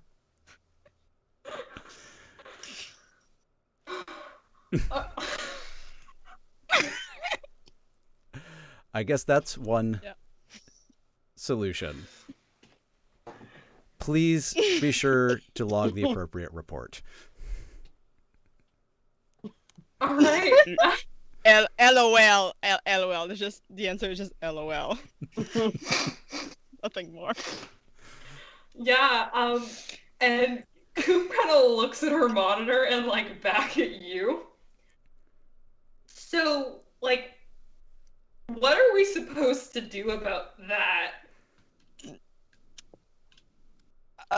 Was it yours? I mean, it's gone. It's gone. We're good. Yeah. Well, I mean, maybe we should probably like report that. Though maybe I don't know. Yeah. I guess like there's one less escape pod. You're just right. There's a green tiger that entered an escape pod and launched it away, and I'm sure they won't ask questions. Like your communicator pings with another no beep from Brat. Escape pod still in sensor range? Question mark. Oh, good question. Good question. Do you think we can monitor where the escape pod like is going? Or... I would say For that, you're probably going to have to make your way up to you're definitely going to go up to the main level, to the main body of it. And I would say to monitor the escape pod, you're going to have to make your way to the defense bay on the main level. Felician is going to text that to Brett because, I mean, he has other things to look at. So, like, hey, by the way, you can probably, defense level. Apparently, you can follow pods. Have fun. Also, don't lose your badge again. Androids are taking it apparently to like mess up with the core, but that's a detail. Lol. Okay.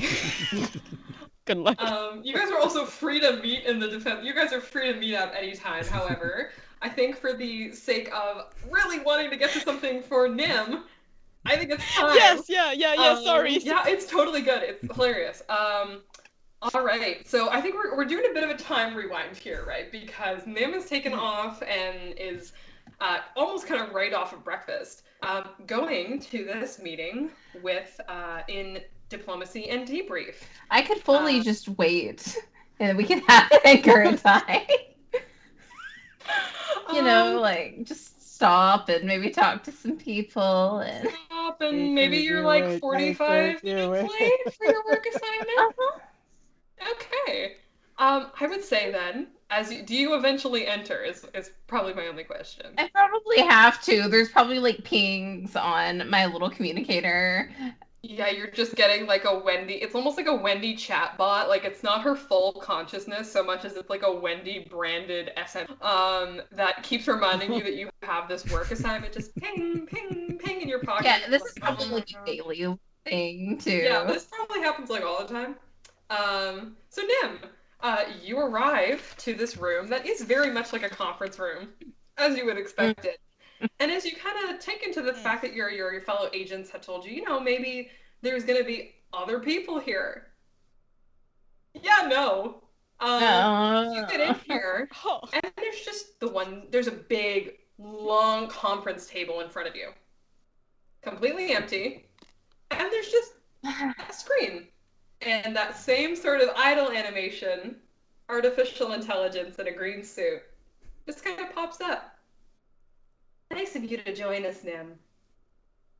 Hi, Wendy. Hi. How are you doing today?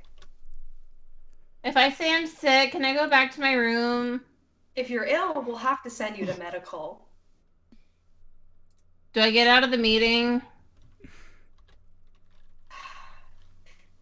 If you report yourself as being ill, then you are free of work assignment. But you have to go to medical. This is well known in protocol.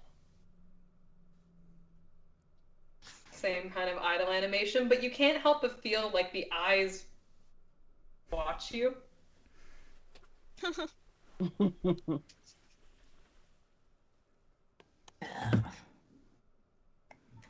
Fine.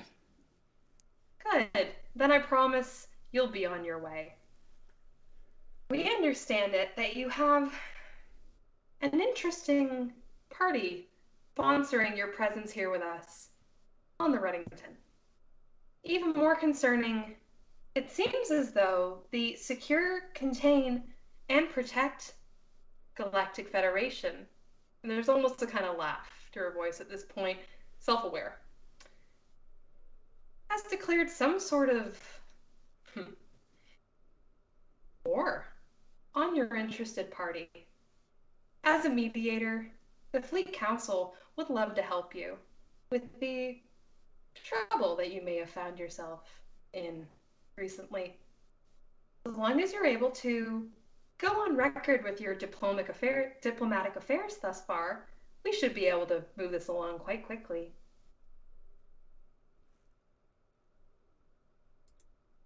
I feel like that's a question you should be asking, like, Eddie or Brett about. Oh, but Nim, you talk to people. You know very well I can't get as much out of your other agents. And really, I just feel as though I need to know what's going on. We have bingo tonight. Oh, At which point you see the idle animation kind of change to a confused arm crossed. I announced bingo this morning, Nim. I'm Yeah. aware. Uh-huh. So that means we're not going to have poker night, which is good because I'm bad at poker. It's also good because the medical bay is quite full after poker night. And if you were ill, there may not be a bed after the true calamity that we witnessed last night. I left early. I got tapped out. I feel that. And she kind of switches back into the same movement. And you actually notice the monitor that was in front of you, the walls are also monitors, and it seems to kind of follow and just kind of get closer to where you're sitting along the wall, almost as if this artificial intelligence is able to watch you through the screen. Now, can we return to business? I don't know how to tell you this, but I was not a business major. Actually, I didn't even declare a major yet. I was on the lacrosse team. I'm afraid it's just a turn of phrase. If you were trying to purposely frustrate or distract her, given that you seem to know exactly what you're doing, can you please roll 2d6 for feelings? I'm not, but I will. Okay. We'll just see if this is a general read the room roll then. Let's see. One of those is a 2, and one of those is a 5. One is a 2, and one is a 5. And I'm sorry, your number was 2? Oh, laser 2. feelings! Mm-hmm. Cool. And 5, you wanted to roll above, so that's 2 successes, I believe. If you're rolling feelings, yep. Cool. So you have 2 successes, laser feelings. You, it seems as if, looking at you, she kind of gives up. And in this moment, I will kind of, I will allow you to ask a question as to perhaps why she's giving up, but you notice that the eyes that were kind of watching you from the monitor just twitch away as if she's heard something else that is not you. But from there, I will allow you to ask your question. Why does Wendy think I have any answers? Why does Wendy think you have any answers? It seems as though she doesn't so much think that you have the answers. It seems as though she is trying to cue up a slip of the tongue under the guise of diplomacy. And she is probing for anything kind of desperately. And at which point you notice that same generated face kind of look back, completely not paying attention to you anymore. And every single one of you hears this as well through the station comms.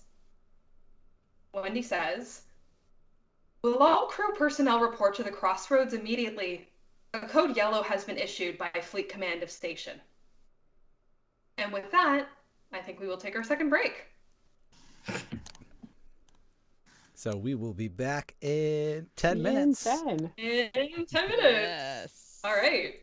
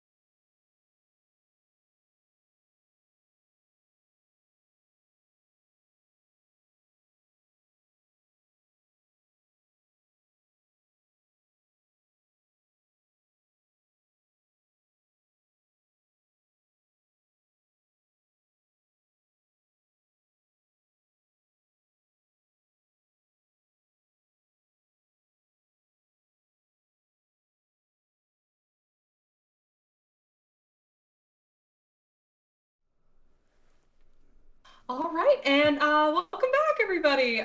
We are back from our second break. Just in case you are joining us now or need a quick recap, last we left off, we had a bit of a security run-in, or at least Felician did, looking into the figure that was identified as Corporal Butcherson, but clearly was not, then exiting with a bunch of the ship's androids, at which point it was kind of determined that something with the android population of the ship was not quite right. We joined Corporal Butcherson in the unidentified specimens lab, at which point we learned that a green tiger had gotten loose from containment while the attending junior science officer, Officer Kyler, was having quote-unquote the worst trip of their lives with some unorthodox experimental methods. After kind of a flaw that threatened the integrity of the reality core engine, it was decided that we would take a look on security to see what had happened to the aforementioned green tiger, and it appears that he has escaped in an escape pod from the crossroads. And in order to track that escape pod down, one would have to go to the defense pay. We also left off with Nim in seeming diplomatic talks with Wendy. That did not go so hot for Wendy. Wendy got annoyed quite quickly and seemingly distracted by something as Nim kind of tried to weasel their way out of the of the conversation, but also was just their wonderful self. And last we left off, Wendy had issued a code yellow and called all members of crew to the crossroads. Now, is everyone attending to this, or would anyone like to make a different decision? Eddie is coming for sure. Eddie's coming for sure? Do Cool. we know Yes. from our new memories and or looking up the protocols on our communication devices what a code yellow is? Good question. Code yellow is essentially lockdown. Everyone gets into the crossroads. No one is coming out until the problem is fixed. At this point, any diplomatic passengers who are not Fleet Command will be restricted to their quarters. This is different than a code red because a code red is an immediate evacuation from the vessel. This is not commonplace aboard the Reddington, and so this is definitely kind of a under you guys to get there, I would say. So kind of a quick little team meeting. Little team meeting. We're just gonna have a little team meeting. Okay, so everyone tagging along, or well, I'm seeing like a hesitation. yes. I think, is there a way to do a group chat in there? I know we've been texting a lot. Is there a group Chat chat on your console option? device. That is too fun for me to say no. Of course you can Okay. do that. All right, creating a group chat with Name, Eddie, and Brett. All right. So they're like, how high are the odds that like the androids are going to do something while everybody is locked at once? But if they're already messed up with the engine before, smiley face emoji, question mark. Wait, I was assuming we had like a group video call on them. Oh, we could. Oh well, I mean, I would say that's likely. That would be fun to get you guys talking to each other. okay, let's do this. All right, so FaceTime for everyone. Yeah. Yeah, Same we're on question. Skype. No LO, like, hey, so yeah, what are the odds that the androids are going to do a coup or something while everybody's gathered at the same spot? What would make you think that they're gonna do that? I mean, like, I know you sent me the thing about the android before, but why would they suddenly decide to take over the ship now? I mean, wouldn't it just be easier to like knock us all out and then take over the ship? I don't know. Maybe they are going to do that, and they are just like putting everybody at the same spot to do that. Exactly. Personally, I would rather go see what the alert is about than find out that half of the ship just fell off and we need to be contained to a certain part, or we're gonna, be space junk. Trip. Will you give me the communication? Trip. Okay. Also, androids. Why wouldn't we trust them? This is news. Brett, they took your badge and like they messed up with the engine and all I'm saying is that if everybody's gathered at one spot and if we all follow orders, we might not see what's happening behind the scenes. You know, I have good cameras right now.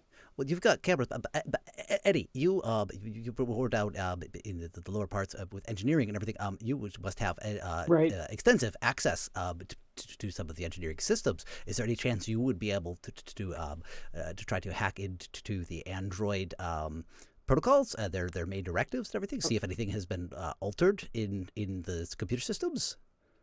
That'd be so cool. I mean, if you're issuing me a challenge, you know it's hard for me to resist a challenge like that, right, boss? But you want me to not go to the call to come to the crossroads for an alert that we don't know anything about, and instead you want me to hack into the androids and try to figure out what they're doing? I mean, would it be, just clarify. Would it be possible, perhaps, on your handheld unit there, to create some sort of connection you need real quick on your way to the meeting? And Brett, are you asking to break protocol? Well, the problem right now is we have SOS Reddington protocol and we have Beef protocol and we have trying to get home protocol to try to our greatest obligation is to resolve the current fractalation event that we are careening through wildly out of control and trying to get back. So I do feel to some degree that protocol supersedes immediate ship standard operating procedures. So long answer short, yes. Yes. You're telling us to break protocol. Please do not phrase it in your report that way. I would much prefer the explanation I just provided, which I does feel is very distinct. That's all right. That's all right. Nim, what was your meeting about, by the way? Did Androids like do weird shits too? I don't know. Wendy is being a little weird, and she's like asking me to talk to people. And if I do, she's going to help with the war that was waged for us. Wait, what war? What war? The one from the last group, where they give us. You have the letter, right? Yeah, you would still have the letter from the SCP.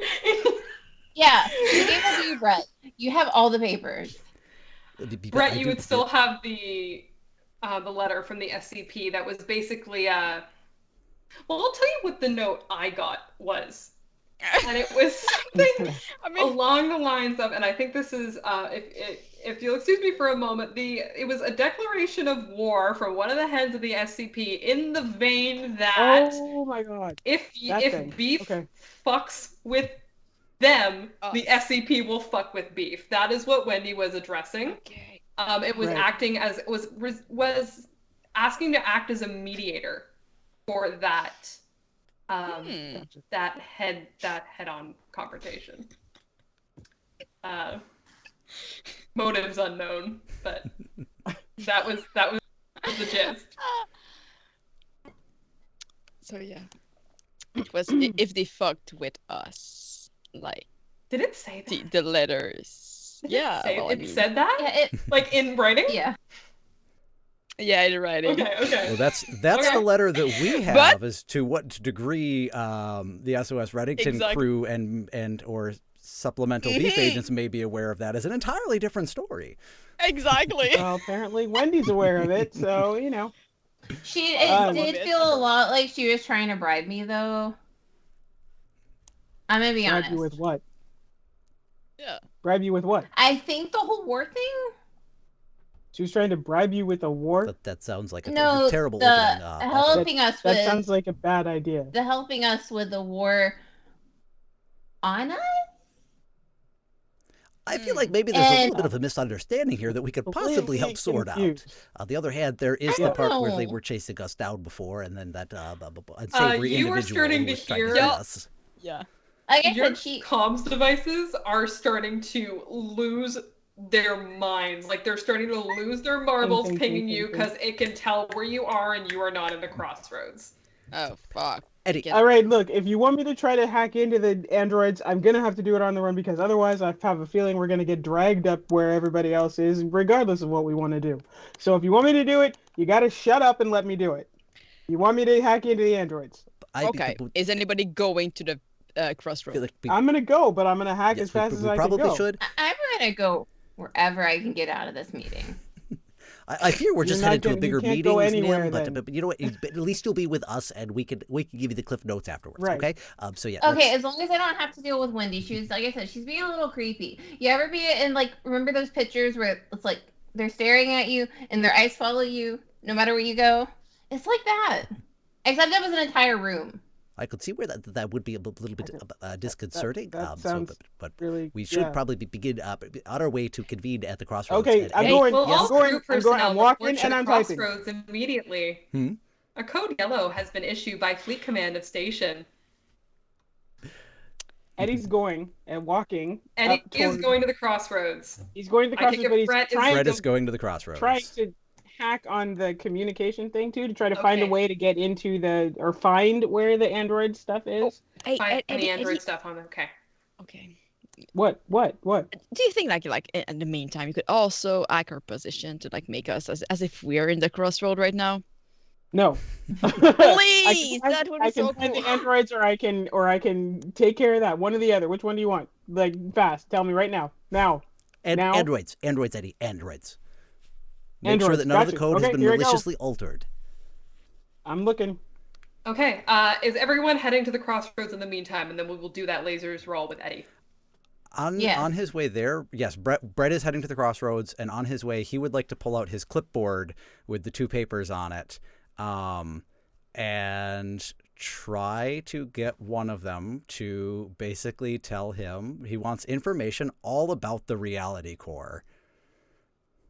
All right. Okay. I think we're going to deal with Eddie looking at the Android protocol first. I will say that the thing is, doing this from a handheld comms device on the fly, I am tempted to say it's 1d6 lasers just to see if it can pull through for you. Okay. So, Are we allowed to help? Yeah, if you want to help, you have to describe how you're helping, and then Eddie will get to roll another d6. Does Brett have yeah. higher clearance than Eddie? Yes, he does. Brett would like to send Eddie his clearance authorization to give him better authorization credentials.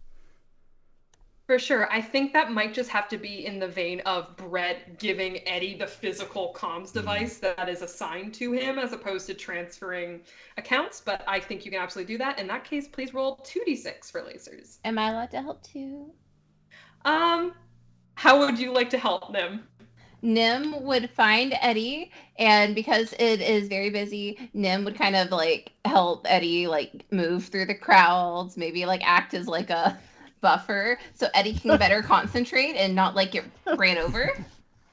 Okay. Okay. We'll make it 3d6 for Eddie to hack into the Android. You're just looking Nice. for their kind of base code, To right? make sure that it hasn't Trying to been find the base code maliciously to make sure that altered. Okay, Yeah. you would So- know so that there's each android has its own, like an AI would have its own personality matrix that kind of dictates its function, but they do have a general base code. So yeah, Okay. for sure. All right, 3d6. 3d6. And I'm rolling lasers, so I want to go over. Under. Lasers, you No, want to get no. under your number. Okay, here we go. Cross your fingers, y'all. Let's You'll go. be fine. That is 2 successes. Yay. 2 successes. Are any of them laser feelings? Or any of them No. before? Okay, cool. No. 2 successes. You do it well. You, with Nim kind of fighting your way through the crowd of personnel, and you finally having Brett's comms and protocol device in your hand, with his authorization, it is really easy to find what you're looking for. In fact, you kind of go into, for lack of a better term, like developer mode with the Android protocol manual, and it is able to bring you to the code lines for each written piece of protocol. And what you observe in looking at it is that it glitches. And suddenly, there's no code there. Oh, shoot. There is Right. a list of names. all of whom are titled as a list of deceased or missing. That is what you see when you hack into the Android protocol. Okay. In that case, I'm so sorry.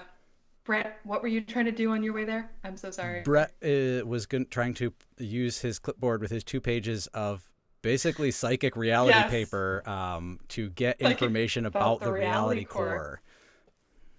I will say, because this is like given to you, attuned to you, that's going to be 3d6 lasers. Because it's your brain. Magic psychic reality paper, but it's what? Any sufficiently advanced technology is indistinguishable from magic. There you go. Yeah. 6, 4, 3. So 1 success. 6, 4, 3, and 1 success. 1 success. So you're going to do it, but there is going to be a complication, a harm, or a cost. I would say that as you are pulling kind of into the crossroads, just staring at this piece of paper, just trying to will it to bring up the information that you were looking for, you see it just as you run directly into an android. It is not Grace. It is another android you would be familiar with, and their designation is Inquiry. And they kind of straighten themselves back up where they had been shepherding people into the crossroads and says, Corporal, you seem to have found yourself a bit of an antique. Oh, but yes, I love the feel of the paper under my hands. It's not quite the same as the communications devices. It kind of scoops it all together and like up to his chest, so that it's not face up there anymore. They try to grab the clipboard and it's like, my designation isn't for nothing. I do have to inquire, as it were. And they are going to try and kind of take a look at the page, and whether or not you're stopping them, there's a few things that you see. And I think what you pull up, whether you mean to or no, is actually research notes from a Dr. Angela Bowman. And her notes kind of pull up, and you see that the reality core has been operating as usual, or as expected, rather, even in response to treatments applied by test subjects.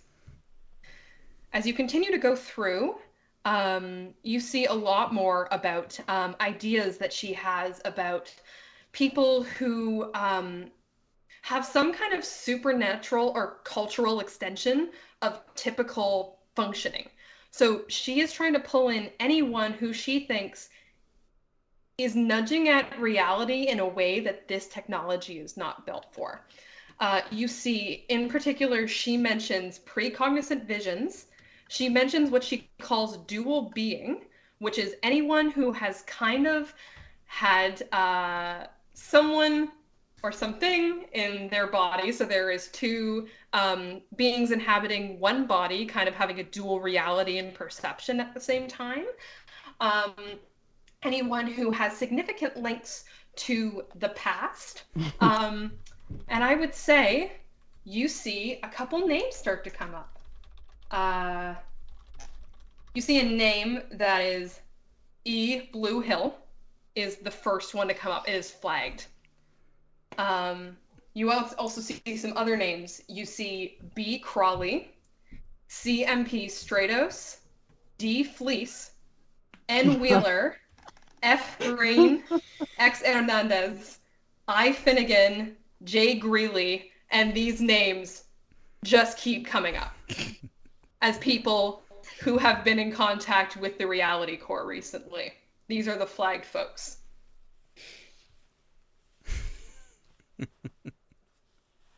I'm glad that we're giggling. Oh, yeah. I don't think we have another option right now. We're like over here doing happy dances in the background right now.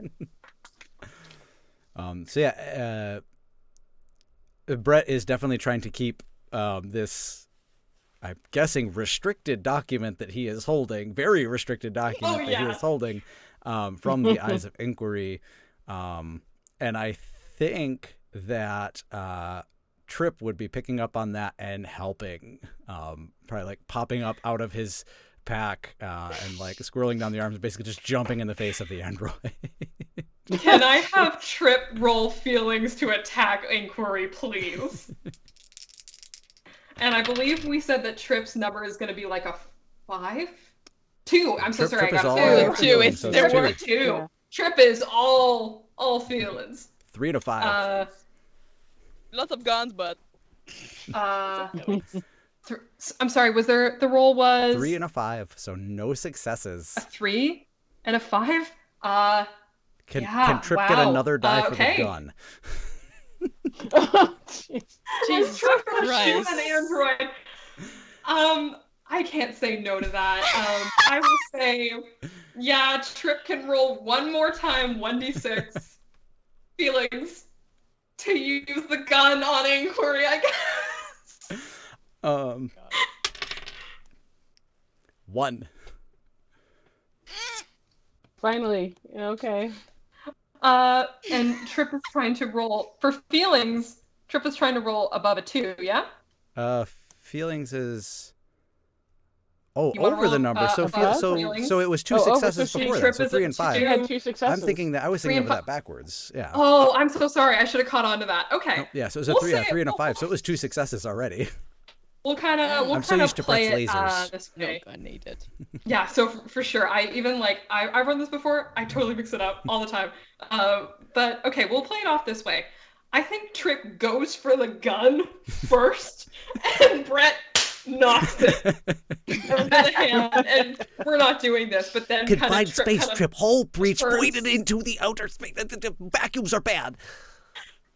And Trip just, I don't know, I try to avoid drawing direct comparisons to like media when describing things. However, I feel as though I have to do this one.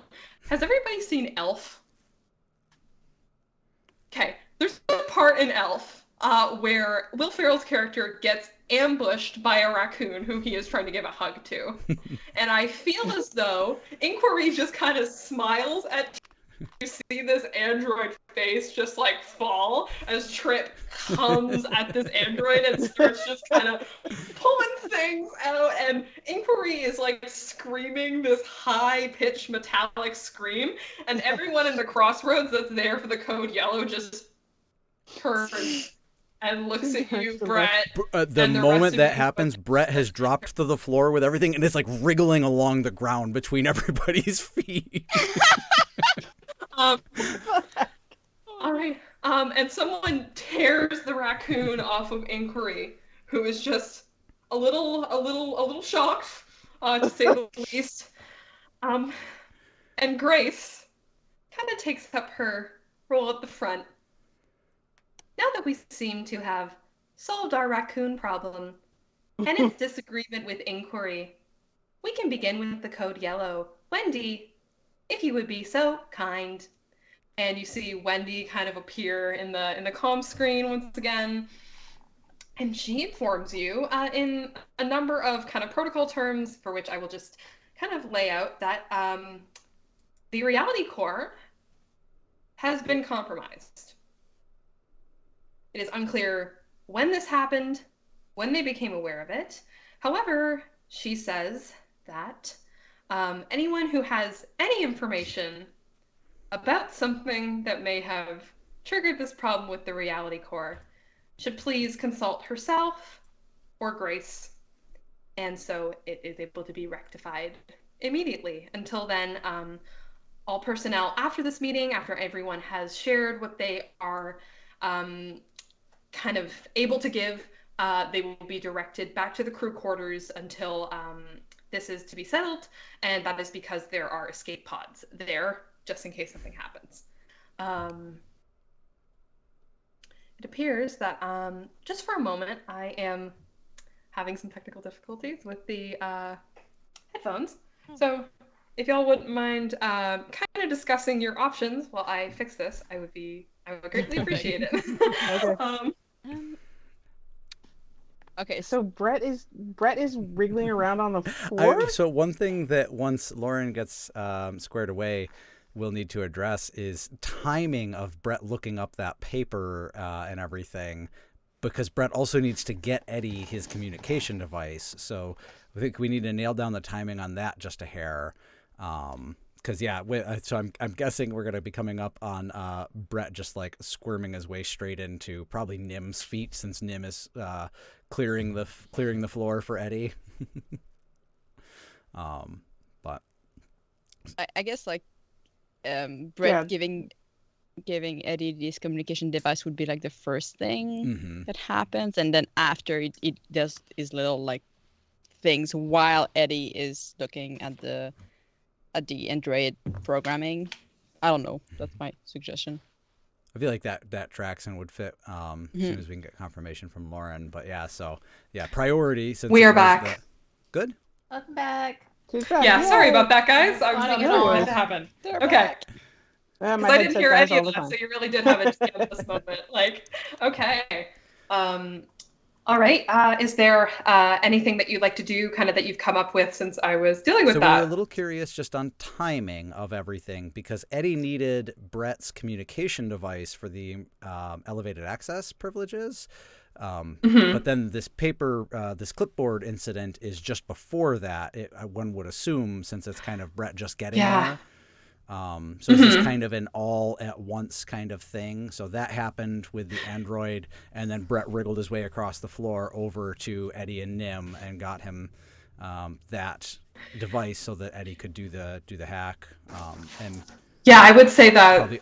That's probably the moment that Eddie sees that list of names is probably the moment that Grace and Wendy articulate that they are looking for any kind of information on why this could be happening. And so would Brett at that point also have a moment to kind of further look at that list that he had managed to pull up of all those other names.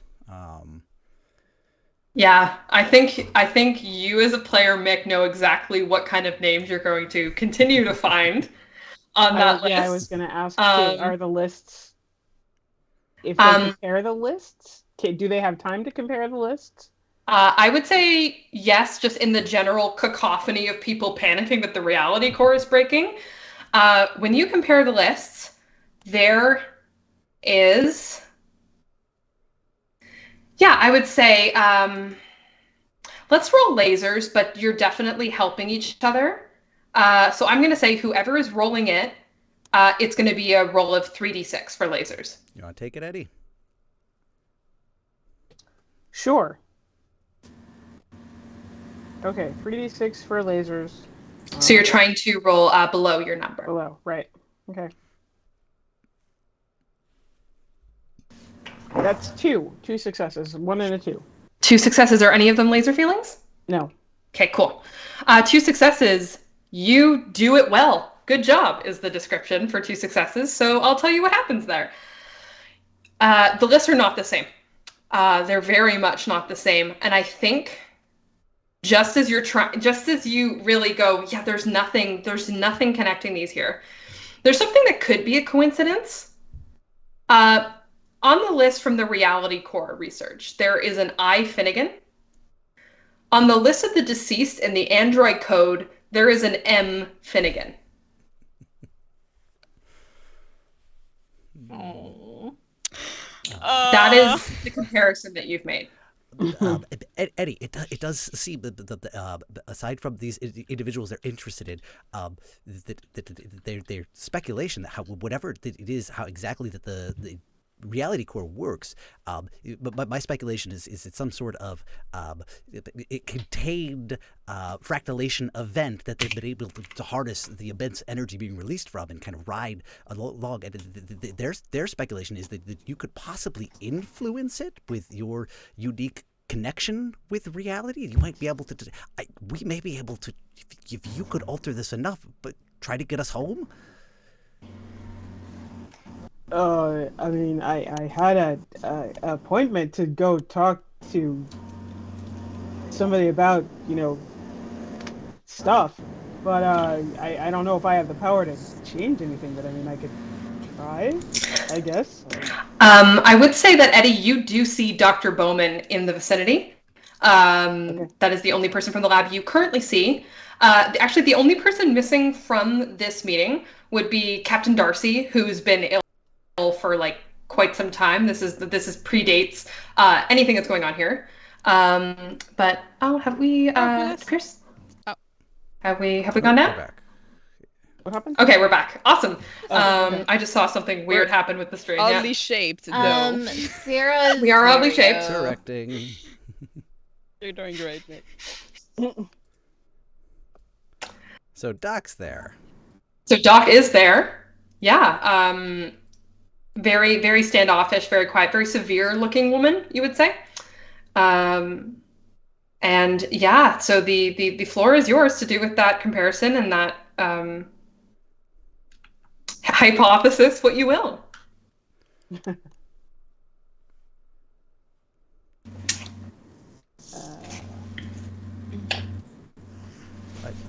Okay. Eddie, I don't know how much you would like to trust these individuals. I mean, they do work for that. I don't know. We could potentially get some more information, but it could also lose, expose our hand. I know we're supposed to stay away from poker right now, but this is the analogy that comes to mind. Hey y'all, hey, found you. So glad I'm in front of you. I decided to come since you're all fucking insisting, but what the heck is going on here? Care to share? Did you find anything? Did you manage to hack into the computer? I wanted to stay at the camera until you hacked onto the computer, but yeah, no. Yeah, no, it's I got information and the boss got information from his paper thing too, but I mean the doc's right over there. I can go talk over there, and you guys can. I mean, do you know anything about what happened to the reality core? Well, except that one android messed up with it, or like entered, came out.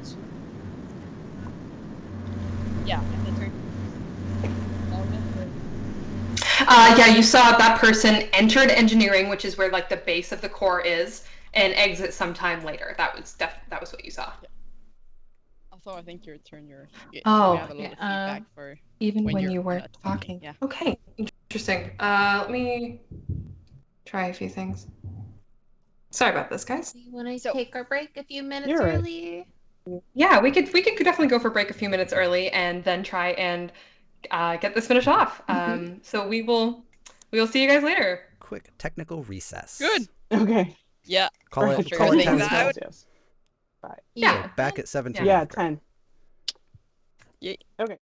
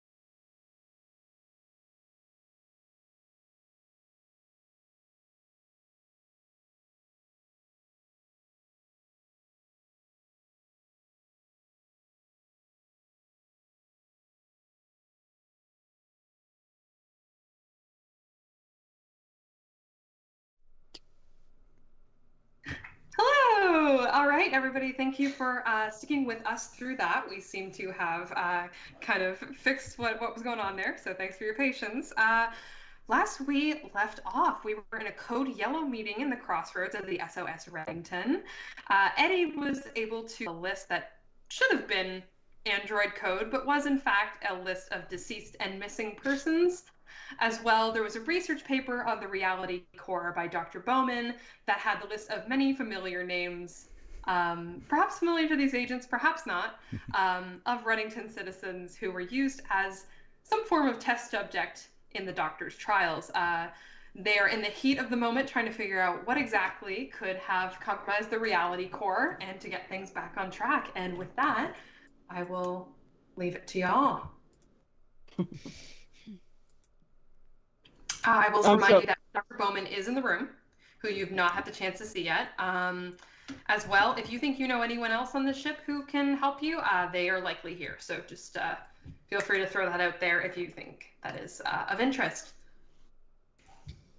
So Eddie will say, I'm happy to go talk to the doc. I mean, I don't know if I can change the way that drive works, but I can go talk to her. But do you guys know what's going on with the core? Because I didn't change anything. I mean, I haven't done anything to it yet. So the single most interesting piece of information I'm currently aware of is that there's a green tiger that was on the ship. There's no longer on the ship, so a little less relevant. As far as the core goes, this a lot of news to me. A green tiger. We had a tiger. No, we it's did not. gone. We had a tiger. We had a tiger. We don't have a. We don't have a tiger. That would be an accurate summary of these. So I feel we should probably move on to the like current a real incident. Yeah, it was a real. Or was it like an tiger. alien It was species that looks like a tiger? No. Well, I don't know. I'm not a weird space biologist or whatever. It was tiger green, had a third eye, I think. Looked weird beforehand. Anyway, again, issue at hand. Trapped so on a weird. spaceship, void of the vacuum of space. Maybe addressing that reality core. Eddie. Yeah. Right. Can you fix that? Okay.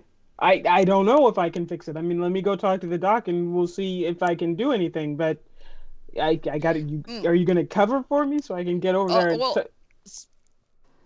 What? I mean, What? you can keep going. I was just saying, speaking of androids, entered the core thing, messed up with things, went out using Brett's license. Is that something we should share with Wendy? I feel like Wendy is also an android, so Wait, I don't know. I thought you told me the android was in the storage thing. The android went to the core too? Yeah, that's what I said. Like the android went into the core using Brett's pass, and then they went back to the archives, where they all sleep. So I was just thinking maybe the androids have sort of something with that. That's why I was like, don't trust the androids. But then Wendy's asking please tell me all about what you know. But Andy's also Wendy's also an android, as far as I'm concerned. Wendy Or is not, a mother program, so she would be a completely separate entity from how the androids are alive. An android would be Grace. Grace and Inquiry are both androids. Okay. So they have a physical robotic form.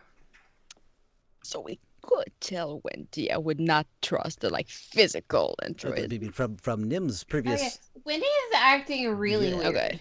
From Nim's previous explanation of the diplomatic meeting, it sounds like there's. I feel like we may want to be particularly conscious of who we share certain information with, and also probably maybe try to find our way out of the exploding spaceship, potentially exploding spaceship concern. I am starting to get a lot of concerns piling up very rapidly about being in this reality. How do we do that? Okay, so I'm gonna go talk to the doc then. You should probably take Nim with you in the event that the doctor has interests that do not align with our own, and maybe I would hate to see anything happen to you, Eddie. What do you expect me to do? Yeah, good question from Nim. Before you answer, do you expect me? Should I go tell Wendy about the whole thing we saw on the camera, since she asked me about the whole deal earlier, or should we just keep her out of it? Which is fine for me. opinions? We have previously discussed that we should probably avoid sharing information with Wendy. Would be my vote, but based on our previous conversations of making this a slightly more democratic process, I would, I guess, yield the floor. Tim? Sharing, not sharing? What? Sharing or not? Should we ask Wendy if should we tell Wendy about the android breaking into the core and messing up with it potentially? Why are we back to everyone asking me these questions? I know We're we're asking just everybody. doing When we did not ask the everyone. questions, it led to lots of other issues, so we cycled around to asking the questions. Oh, yeah. I believe it was a very specific request that questions be asked previously. Look, That is when we're worried about people dying. I'm When it comes a to, little like, bit weird worried about us sciencey stuff, dying and the ship exploding. We might all die. Yeah. I mean, I'm no. gonna say, I It's- think you should tell her, because if we're worried about not being able to get off the ship, and Wendy is the one who's gonna control when this code yellow ends and we get allowed to leave this particular part of the ship, then it's probably best that she has the answers that she needs so we can go our own separate ways and get in the escape pods or whatever the heck we're supposed to do.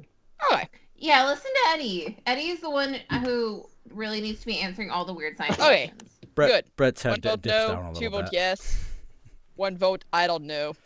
And good. Okay, so Eddie, you go talk to this Dr. Bauman thing. Right. Yeah, I'm gonna go.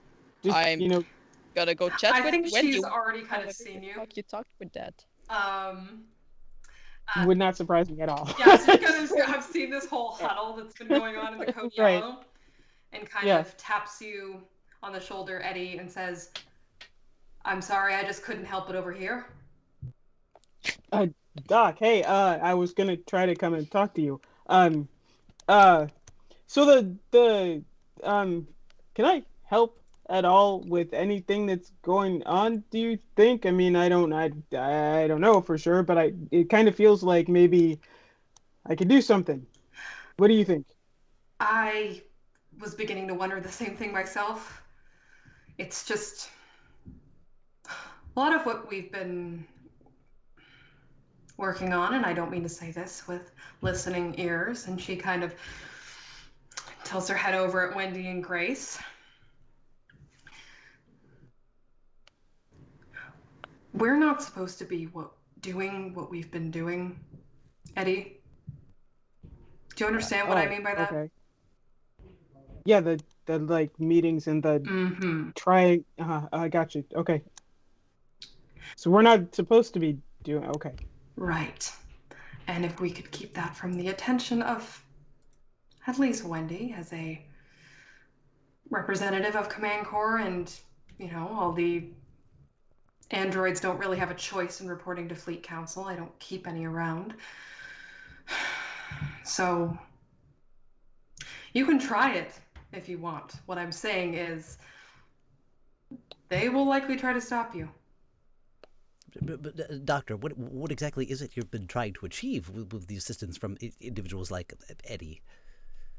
Corporal, there are wrongs that must be righted. I'm interested in the potential of people who can, how should we say, Leave it outside then. make reality their own. I'll put it here on Eve, okay? Mhm. On Eve. And so you think that perhaps with the aid of the reality core, that its ability to influence and extract energy of reality itself, that perhaps are you trying to exert that on more than just an engine? I think you could exert it on a great number of things, and I think, and she kind of casts an eye to the reality core, it's at this point you notice that if it were like water before flowing through a stream, it is now like white caps. Tidal waves inside the cylinder. Ooh. I think that whoever has done this She's almost zealous as she says it. They've beat me to it. There is more to harness here.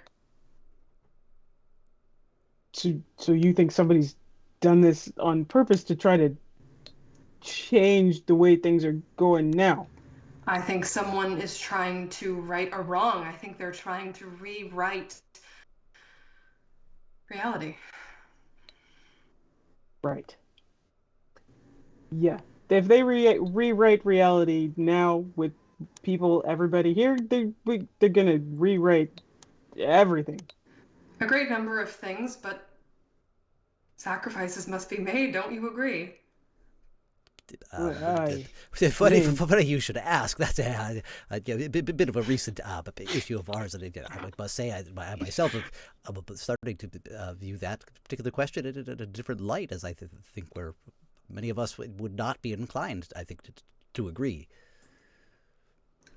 Well, in that case, I guess you better report what it is all of you have been doing and what I have been doing to Wendy and maybe Grace, but just... She looks to the reality core. See if you can manage to do it in time. That is, Right. if you're not going to let this happen.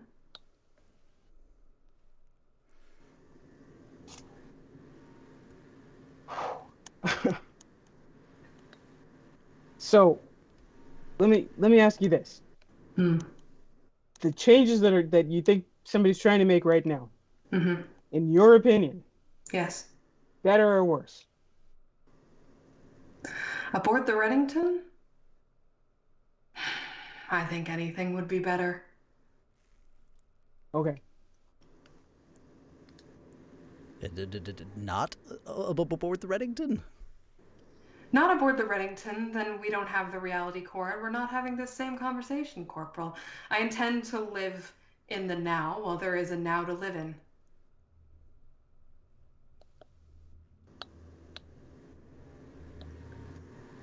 Right. Well, I think... So let's, go ahead. I must admit I'm at a little bit of a loss. I was hoping maybe somebody else would have some input on this. I'm not sure I understand anything that was just said. Yeah, I'm not even sure I should go to Wendy and like tell her everything. No, I'm a little like with Nim on that. You're the brains, like this weird reality thing. I would just, my biggest concern would be that our previous experiences with the agency, the bureau, and if this is indeed some sort of contained fractalation event, the potential collateral damage from influencing reality in such a way that could ripple well beyond just this universe, and could trigger into others. But okay, but let me give you a what if. What if this is being done by somebody else? I will point out, I don't know if you took a look at how the core worked or how it flows or anything like that, but it's completely changed since we got here. So if somebody else is influencing the reality core, it's possible that all of us, the whole chasing, the whole war thing, sorry, Doc, to leave you out of things you don't understand, but bear with me. All of this stuff is culminating in this particular moment, right? So if it's somebody outside who's influencing the reality core that's going to rewrite a huge number of people in this particular space, and we don't want to be rewritten, I'm going to say the best idea is to not let this happen. I would be entirely inclined to agree. I think how this would be easily construed is, instead of being used as a means of vented propulsion for the ship, somebody has turned this bubble, the reality engine, in on itself to inflate their own little bubble of reality, and it's rapidly building pressure, and we need to find a way to vent it, and perhaps ride that venting of the excess fractal energy out into another universe ourselves. Perhaps on our way home might be our best bet to try to continue on this journey we seem to be on, and maybe get back and try to uncover on what external means may be at play here. It's at this point that the four of you find a new face in your conversation. And it's funny, you were just thinking of him. Captain Darcy hasn't been seen for a very long time. In fact, there's rumors that he's been in the med pod, overtaken by a thing known on this side of the galaxy as just something else.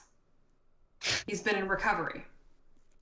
And now you see his face, and it looks right at you, Eddie. And Captain Darcy's body just drops to the ground.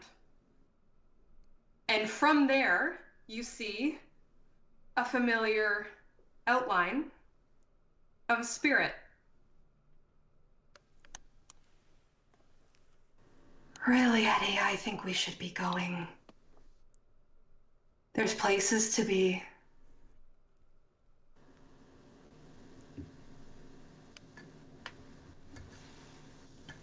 Yeah. Eddie, is this someone you know? Do we Does see it everybody too? See everybody? Yeah, seeing good this? question. I would Good say, question. I think.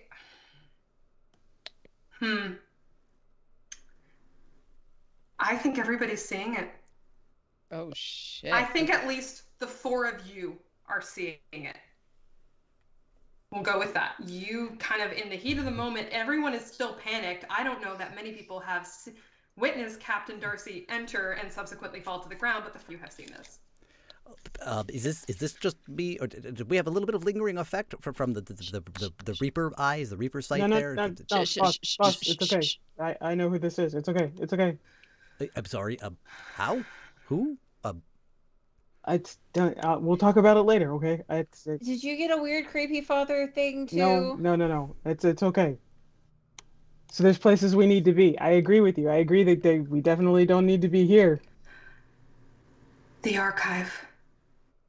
You need to be down there at the root of it. All right. At which point, I think a few medical staff have noticed Captain Darcy and are starting to come over. Time is ticking as the reality core starts to almost spark inside its cylinder. What are we doing? All right. Going to the archives, or like, however we can. yeah, do it. Eddie- The archives are of the high level clearance, and do any of us have access? You're the one with the clearance, boss. Corporal You. Butcherson has clearance to the archives. The rest of you do not. My biggest concern would be there's a lot of eyes out there, and apparently quite the machinations going on. I may have an idea. Would the hole that got created in the specimen lab allow them access into like service things and down to the archive without going through entrances and past cameras? I am so glad that there is a reason for me to pull out my vent map, Mick, because there absolutely is. Way to go, Mick. Let me take a look. So if you guys are in Crossroads right now, then there is a vent path and a straight shot, and you would be able to see this on your engineering clearance, Eddie. There is a vent path from where you are to the archives. It is just going to require probably a group lasers roll to navigate based on what you're looking at, but I can have one person roll for that with a lot of help as well. Yeah, Okay. who's good at lasers? Brett. Brett. Like, Yep. Felicien Brett's can got the help with highest like lasers. the camera, I guess. Like he's got a good like camera view of what goes where. But if I can use that for help with Brett. I mean, Eddie's got the map and the motivation, so the vent map. Oh yeah, Okay. the vent map. So would we like to, I guess if everyone is adding something to Eddie, then I think we should just at the kind of heat of the moment, I think you can roll 4d6 lasers for this and we'll see what happens. Because everyone is helping you. You want? So I should roll it, or you want Brett to roll it? I'll ask which one of you would like to lead the charge on this actually. What specifically are we rolling? You're going to roll lasers to try and navigate based on the vent map that you have on Eddie's comms to get from the Crossroads to the archives in the lower level to the vents. Right. After Brett there's probably been a did all the hole paper burned maps. in the Crossroads. Oh Some my things god. you just can't plan. So I guess Brett will take a moment to study over the diagrams and everything real quick, and he's a very small man too. So yeah, just kind of I guess off we go. It's kind of like that beep, down into the hole. We're not all all right. small. So that's Is Nim? So here's the question: Is Nim gonna fit? If Nim Yeah, goes question. with us? We're all tall except Brett. You're all tall. I would say that this is frequented by maintenance androids enough that it's not a Okay. problem. Yeah. Okay, cool. Just a brief rabbit moment with Nim as we're just trying to get Nim into the service tunnel. Then Yeah, I think with just a little bit, just a little. I don't know what Nim looks like, but I assume that you guys know that I the did a gag drawing. 6 if you foot want. tall, Get sports build. into He's it. the Yeah. big guy Hair. of the group. so Yeah. 4d6 for lasers, which means under. Which means you're trying to get under your number, which is a pretty high number. So let's see. Roll well. I had 5 for yes. lasers, so all 4 are a success, and one of them is laser feelings. One of them is laser Nice. feelings. This is gonna go awesome. I'm gonna say you guys get there with no trouble. It's like Brett is like a heat-seeking missile in these vents, just sniffing out the cause of the trouble. There's going to be some extra effects when you get down to the archives of that major critical success. But for now, what is your laser feelings question? And I will remind Felician that you have a remaining laser feelings question to spend based on your intel. So we'll go to Brett first with that. See, laser feelings, we're on our way to archive. I'm going to say he's been piecing. So does it have to be specific? Well, it sounds like based on the questions that are listed there as examples, they can be pretty high level. So I think on the way, Brett is kind of in multifunction mode. He's got basically one part of his brain routing them through the vents. And in the other, he's just trying to tally up all of the variables that they've come across so far and plug them into their own little nice hole in the equation. And I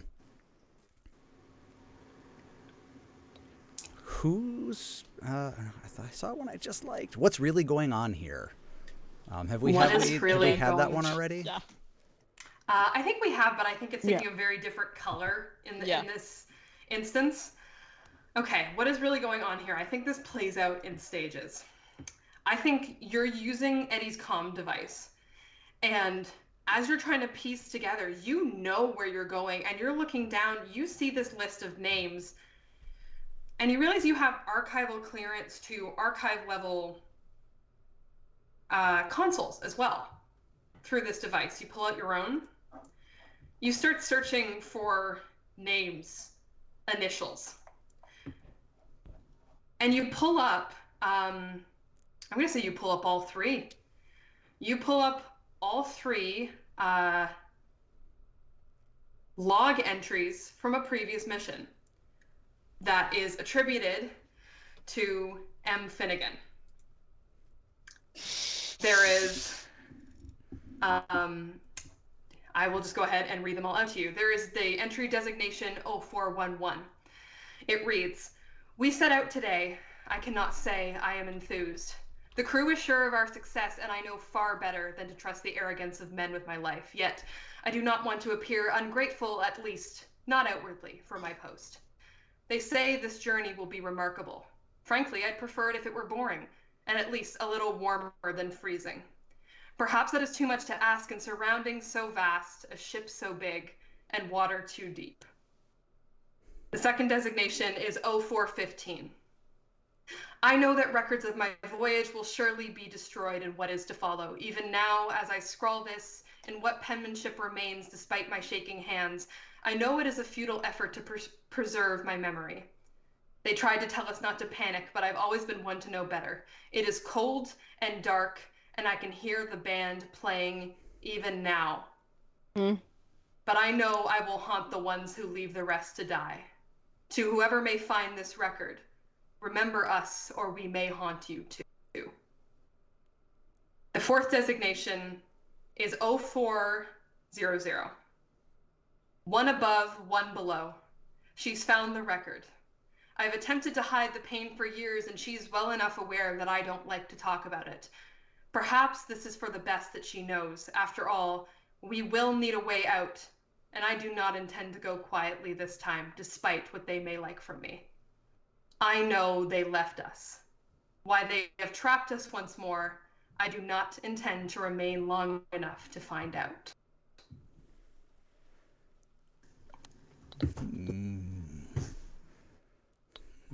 And as you reach the archives, you do notice something as well about what is really going on. The silhouette of Grace stands against the reality core. And she is extending a single hand from which choppy seas are extending. Dark, cold, almost icy.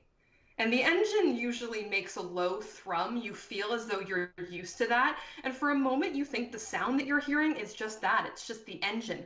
But there's a rhythm to it, a sway and a rushing, and a console sparks. And your eyes focus in the brief flash of light, and you realize there is water pooling around the base of the engine. It is falling through reality, through a tear in the core as she extends her hand. It is rushing out and beginning to flood the lower level of the ship, slowly towards you in the base of the Reddington. You are reminded of sinking. You are reminded of something a century past. It is a memory not yours. You are reminded of violins on a sinking deck, and Felicienne, in that memory, you hear a familiar tune. As above, so below, reality will come back to haunt. You are in danger of following the first ship's fate, the one that built the anomaly you have been seeking. What would you like to do? Jesus Christ. No stress. I like how you asked Chills, that so Lauren. casually. Chills. Do we all get this information? Lauren! You all see Grace. You all see Grace touching the reality core as you enter into the archives.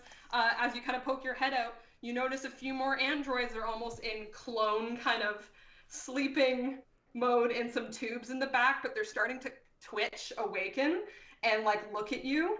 And there is just this overwhelming feeling that things are coming to a head. So you have androids in the archive. You have Grace up at the reality core. What are we doing? Jeez.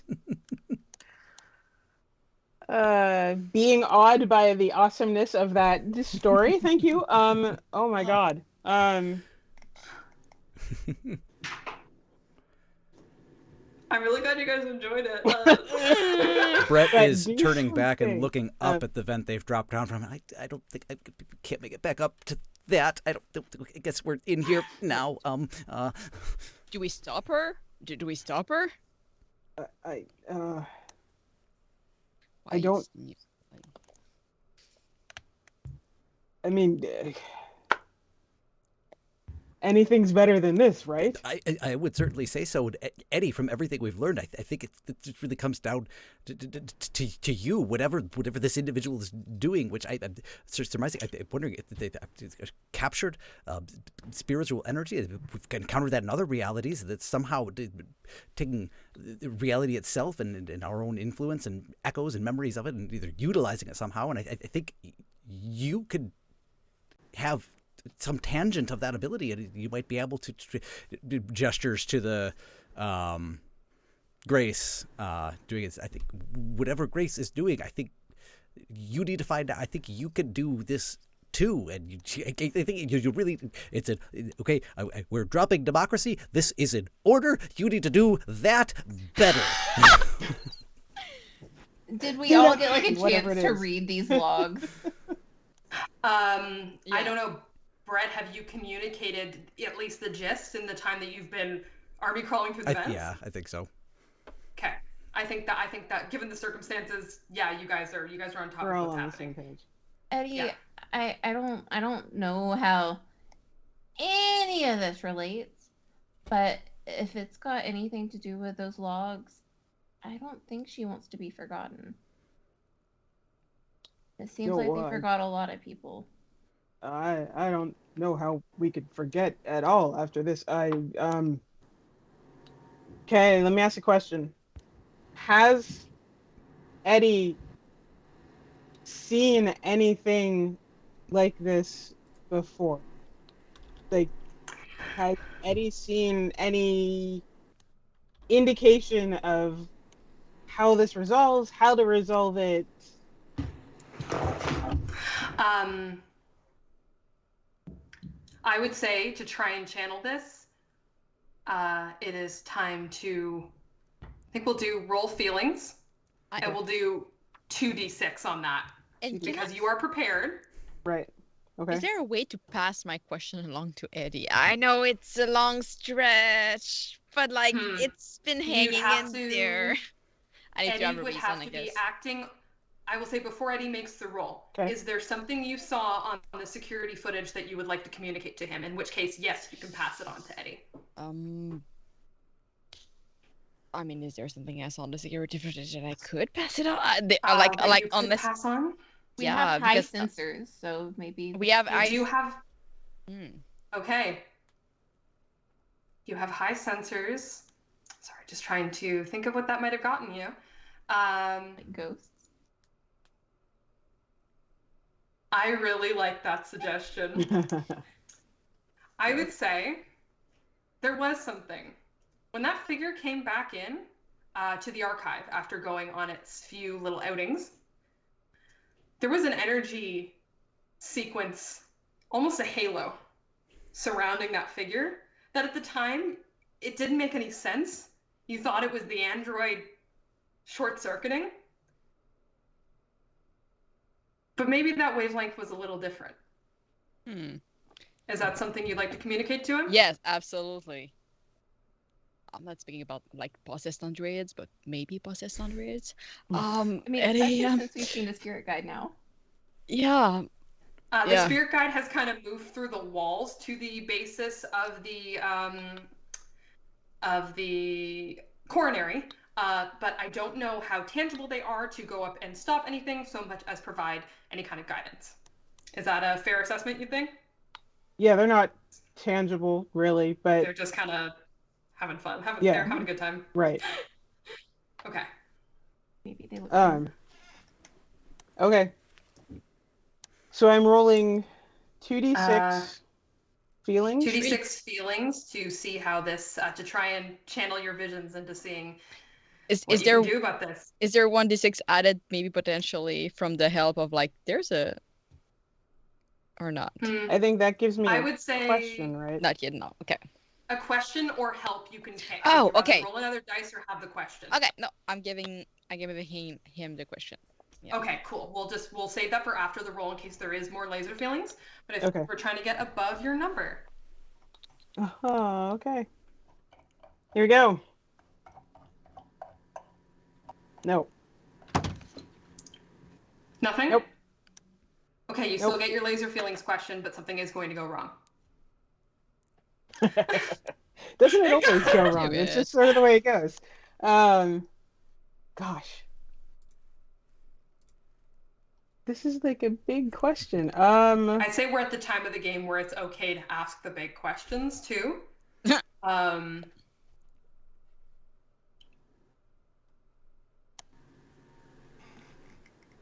I mean, this is a situation where I kind of want to go back to you didn't want to tell Cam which rope to tug. But But I kind of want to ask which rope to tug. You could, there's a question I could borrow from Monster of the Week along the lines of what is the biggest threat here? That's a good one. Is that what you... Yeah, let's go with it. The biggest- Let's go with it. What's the biggest The biggest threat? threat here is definitely the android designated Grace and whatever she is doing, because the other androids appear to be attempting at least to protect her. They're not a militant force, but they seem allied with her, and she is absolutely the ringleader in what is going on. Okay. In which case, Eddie's gonna just take a minute to like think real hard to look around, and he's gonna say, "Well, man, so afraid I'm gonna do this wrong." It's okay.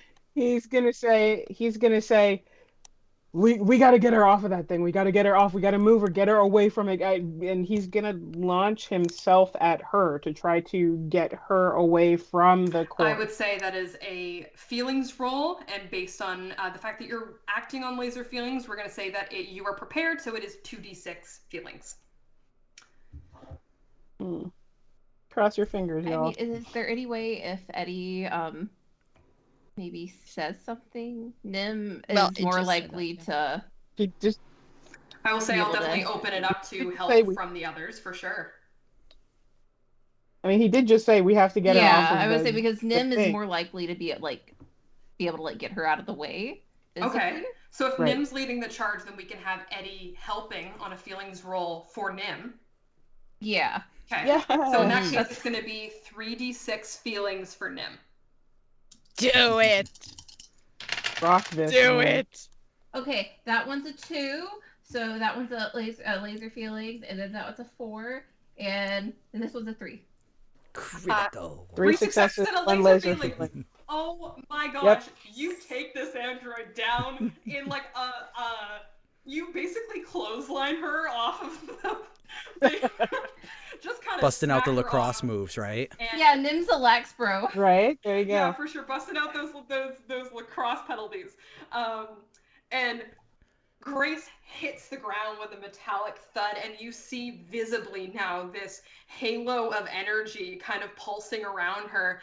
And she turns around, kind of snarls, looks up at you, and her voice is no longer choked by the metal voice box that it's been contained to, and it flows. It's very rude to read someone's diary, you know.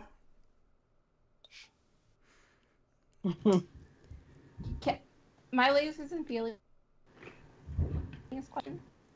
Yeah, go for your question. Sorry, you're breaking up a little. Yeah, no, it's how Yeah, can't hear you. can you hear me now? Okay.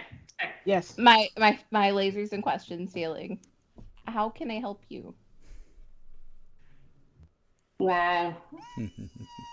Okay. Okay. How can I help you? Do you say that to her out loud? Yeah. Okay. As you say that, she finally lets the hand drop. It is still looking choppy inside the reality core, but it is not worsening. She looks at you desperately, and you're starting to see a spectral form emerge just outside of the kind of architecture of the android. And she says, "Things are far from right here, whoever you are." My name is Nimbisto, and like I'll be honest, half of our job is fixing things, so how do we make this right? Well, Nimbus, though, I suppose you should know me as Mercy. How do we make things right? You let me do this.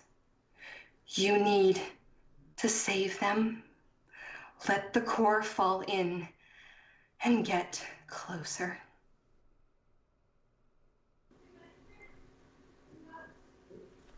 We have we can save people, right? Isn't that what you're here to do? But beyond the veil, I can see it. I can see that you were close. And someone has to get them through. You are so close to the grave, and if you do not hurry, so are they. So we need to let this happen.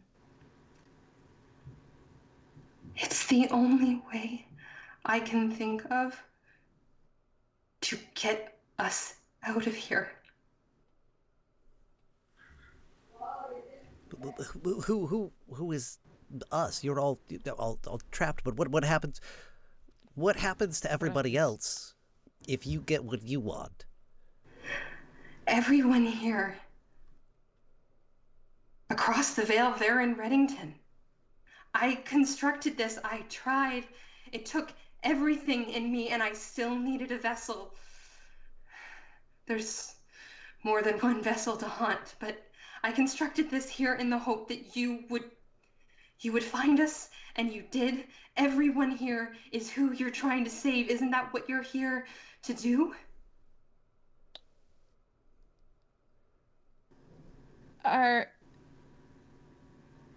Is everyone the people on that list? The people on the list they're gone. The ship went down, sinking just like this one.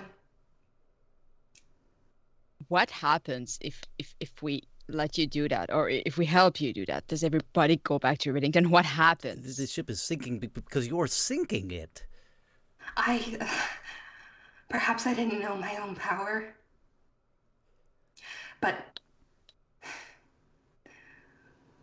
Wendy, the council, they would not let the ones in Reddington go this easily. If this core implodes, if you let me do this, they will still hang on, but you will be closer. That is, I have to believe that. What happens to the people here if you do this? I don't know, but I am asking you to trust me. Nim asks how you can help. This is how you help. Would you let Eddie help you? Eddie, you can have a hand on the wheel at least? Maybe feel what's happening and help guide it in the right direction?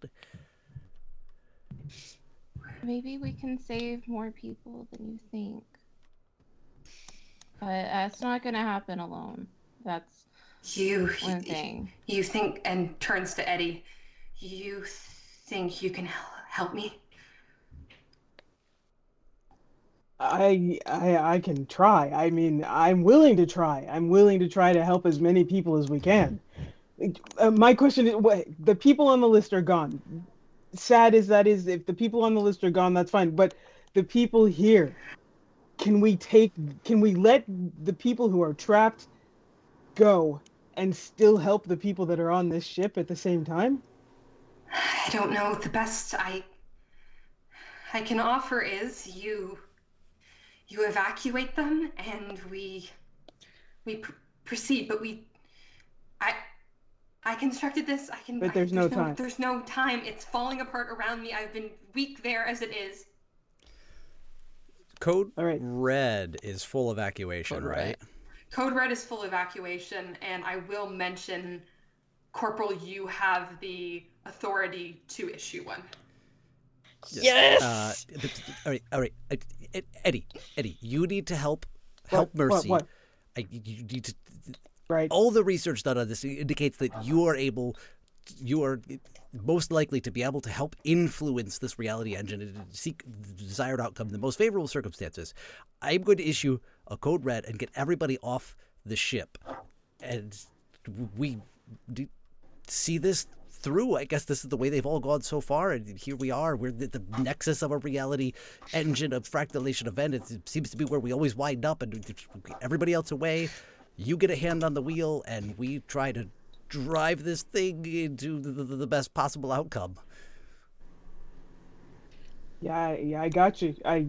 Let's do it. Let's get everybody else off the ship, and I'll do my best. All right. While enacting the code red, Brett would like to do something else, or try to do something else too. Okay. Cool. What would you like to do? Brett would like to try to broadcast Mercy's logs about the hidden conspiracy, like everything going on, and if possible, some of the footage from this room too.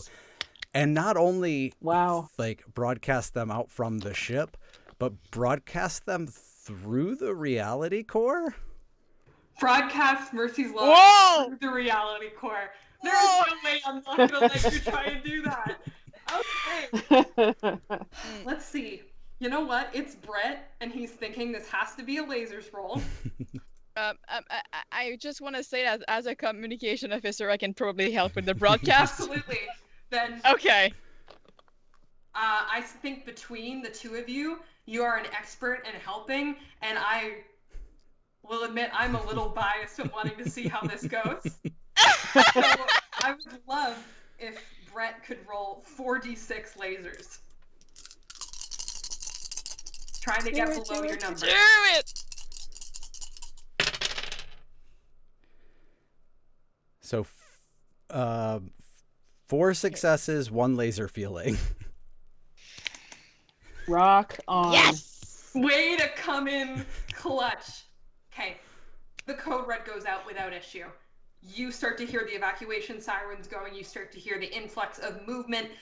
The androids even that seem to have been aiding Grace or Mercy, whatever spirits they were, the protocol is kicking in and they are retracting. That is one of the benefits of that awesome critical success that you just rolled. The other thing I will say is would you like to do the laser feelings now? And we'll see if that leads to any more additional benefits. As you're broadcasting this message, what is your question? And we'll see if I can answer it without asking Meg.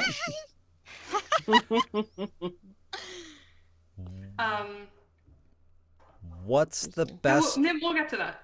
All right, so I'm gonna. My laser feeling is what's the best way that I. But he would have to be aware of this. I guess can we come back to the laser feelings question?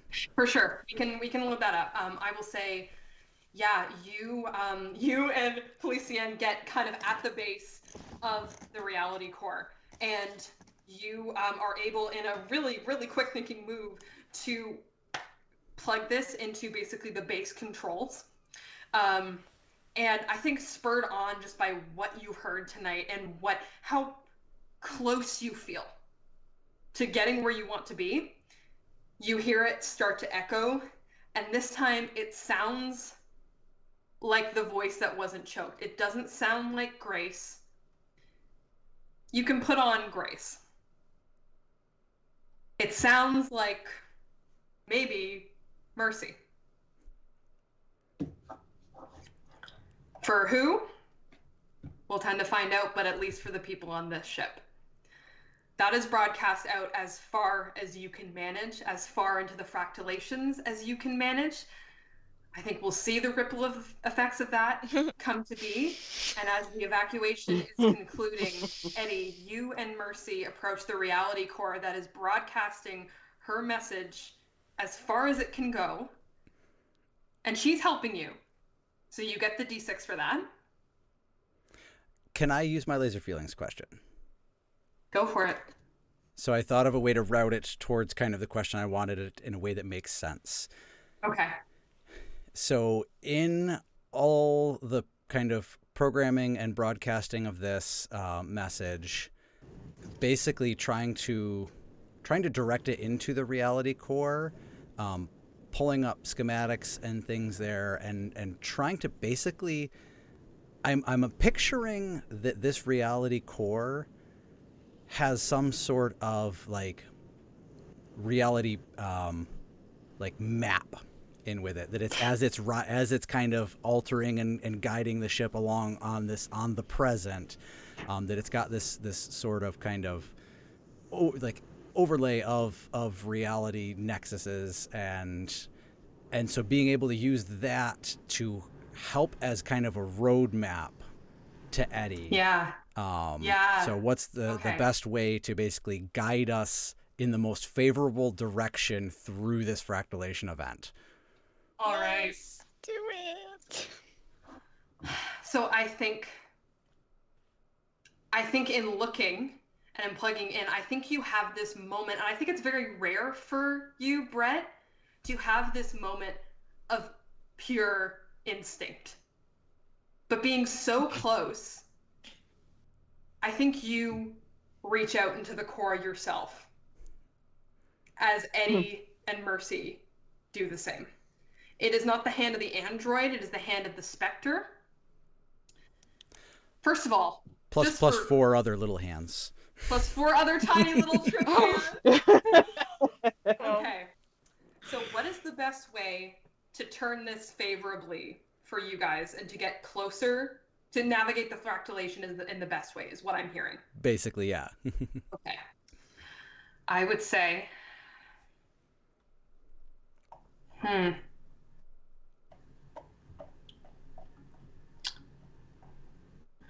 all 3 of you are going to need to stay where you are. As the person who I think first witnessed Mercy's account, Brett, you are needed to do this. The best way, I think, is for everyone. I think the best way is for you all to try and help here. Yeah.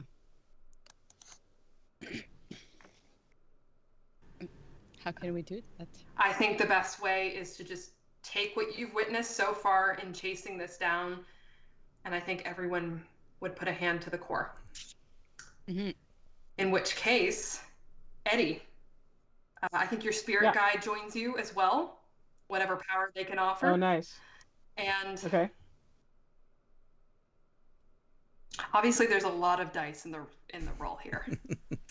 I'm trying to decide just how many dice are reasonable.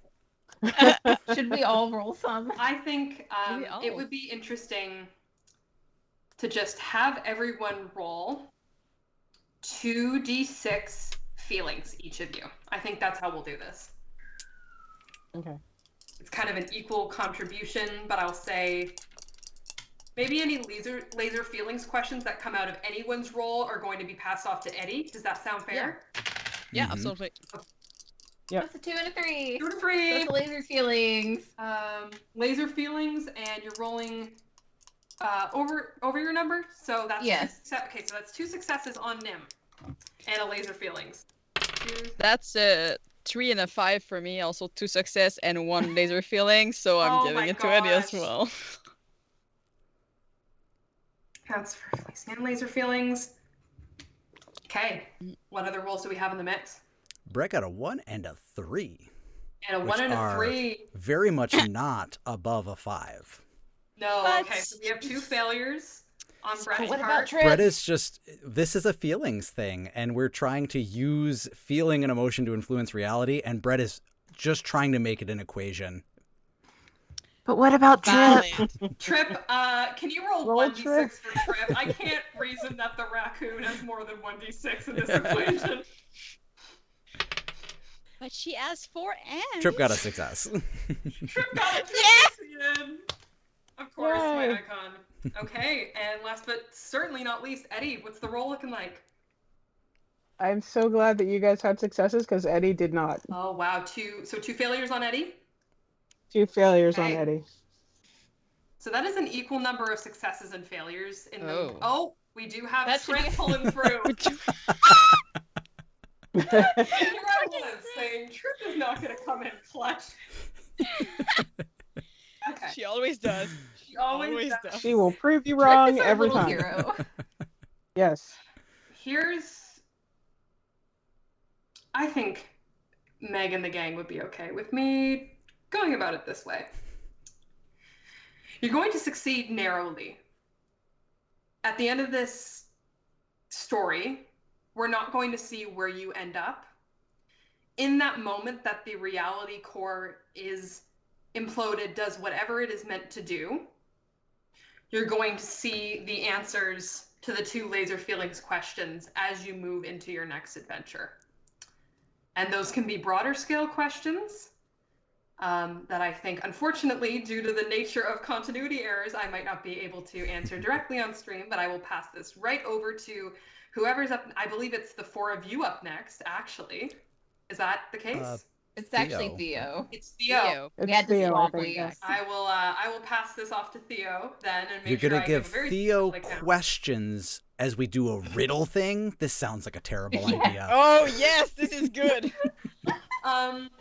Yeah, I'll say actually, Brett, in trying to make it an equation and trying to make it something to solve, those questions coming from the heart, they take on a different shape and they start to carry into the reality core. And Eddie, you're very aware of this, that suddenly you've got both the brains and the heart of your team around you, the spirit guide, everything that you've seen. And the power of their inquisition is going to stick with you. There is going to be something that you're going to be able to ask and find out. However, narrowly, I think we see the reality core implode. We see blue turn to white, and maybe the ship stays flying, maybe it doesn't, but you're more sure that you're closer to sinking it in the way you'd want to.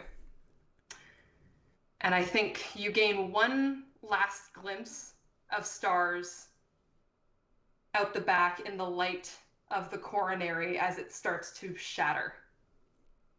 For this singular moment, the four of you are still afloat, and then your vision goes from white to dark. And I think that is where we will end tonight's session. That is amazing. Oh my Lauren. god. So Okay. much fun. I'm glad you guys had fun. Oh, It was Oh my amazing. goodness. That was amazing. thank you so much. I'm so glad you guys had fun. Ah. You guys are awesome. Oh my gosh. Can I run for you guys all the time? What? That was Okay. such an amazing story, and like definitely That was- feeling yes. like Oh my god. coming up on end of season vibes. That you have taken the Right? stakes so high. Oh, jeez, Yeah. yes. I'm Right. For sure. Theo, I'm so sorry for passing my laser feelings on to you. I really, really appreciate that, guys. You guys are awesome to play with. I had so much fun guesting tonight. I will just say thank you for joining us for this episode of Continuity Errors. If you join us next week at 5 p.m. Eastern, we are going to have Theo running.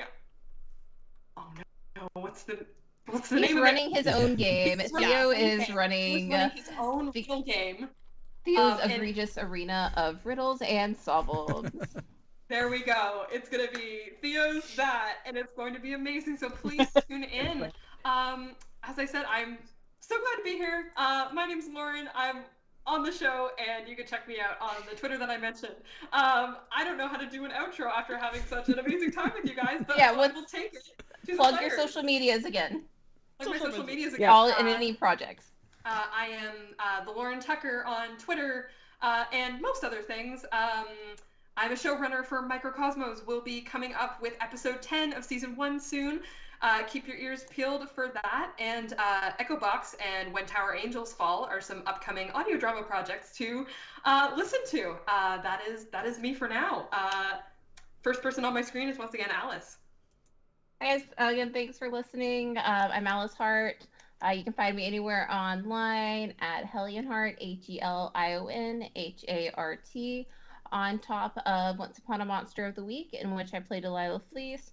You can also find me right now on Dungeons and Pops. We're not in Kansas anymore. I have a few other smaller projects coming out. I don't know the dates of those yet, but definitely stay tuned on my social media if you like hearing from me. And let's pop it over to Cam, Hey, I'm our Cam. birthday person. Happy birthday, Cam! Yay! Today was indeed my birthday. Yeah, I'm Cam. You can find me on Twitter and pretty much everywhere at Pocketo. It's POCCETO, and I play Morgan Lapointe Evans in Once Upon a Monster of the Week, and I also voice act a little bit in Starfall, a fantasy podcast. It's amazing. Anyway, and Breeding Space, Fitting Frontier, which is a sci-fi anthology podcast. So yeah, that's about that for me. Throwing it to Sarah. Hey, I'm Sarah Palmero. You can find me anywhere online, any platform at Palmero's Voice, PALM as in Mary, EROS Voice. I am in Genesis Avalon Patriot. I will be in the upcoming Starfell podcast, and a whole bunch of other things. So come check me out, see what I'm talking about. And we're gonna go to Mick. I'm still Mick Wheaton. I am the voice of Nihilus Wheeler on Once Upon a Monster of the Week, or N Wheeler, depending on which list you're looking at that may or may not magically appear on paper. Generally playing around, hamming it up on stage, improv nights in Central Wisconsin, but moving soon, so you can find me online, generally about places at MC Weedy. You may have a harder time finding me in the woods soon. If you think you're getting close to me, you're probably not, because I'm about to run away, but I'll still be here. Or an easier time if you're on the West Coast. So thank you guys once again for joining us for this week's content shares. Be sure to tune in next week at 5 p.m. Eastern Standard. We also have our next episode of Once Upon a Monster of the Week coming out on Friday, and we'd love for you guys to listen along to that. There may or may not be some clues from this episode that pop up in our podcast, or maybe you're just really confused. But either way, thanks for joining us. Like I said, Theo is going to be on next week with Theo's... wow, I just said it. Mysteries, riddles, solve It's a them, long that name. kind of stuff. Mystery, riddles, big maze, big riddle maze. Theo's riddle Yeah, we are maze. definitely switching out themes very hard, but we look forward to what he has in store for us. Yeah. So thank you guys. Thanks, everyone. Night. Bye. Thank you you guys guys. so much. See ya. Bye.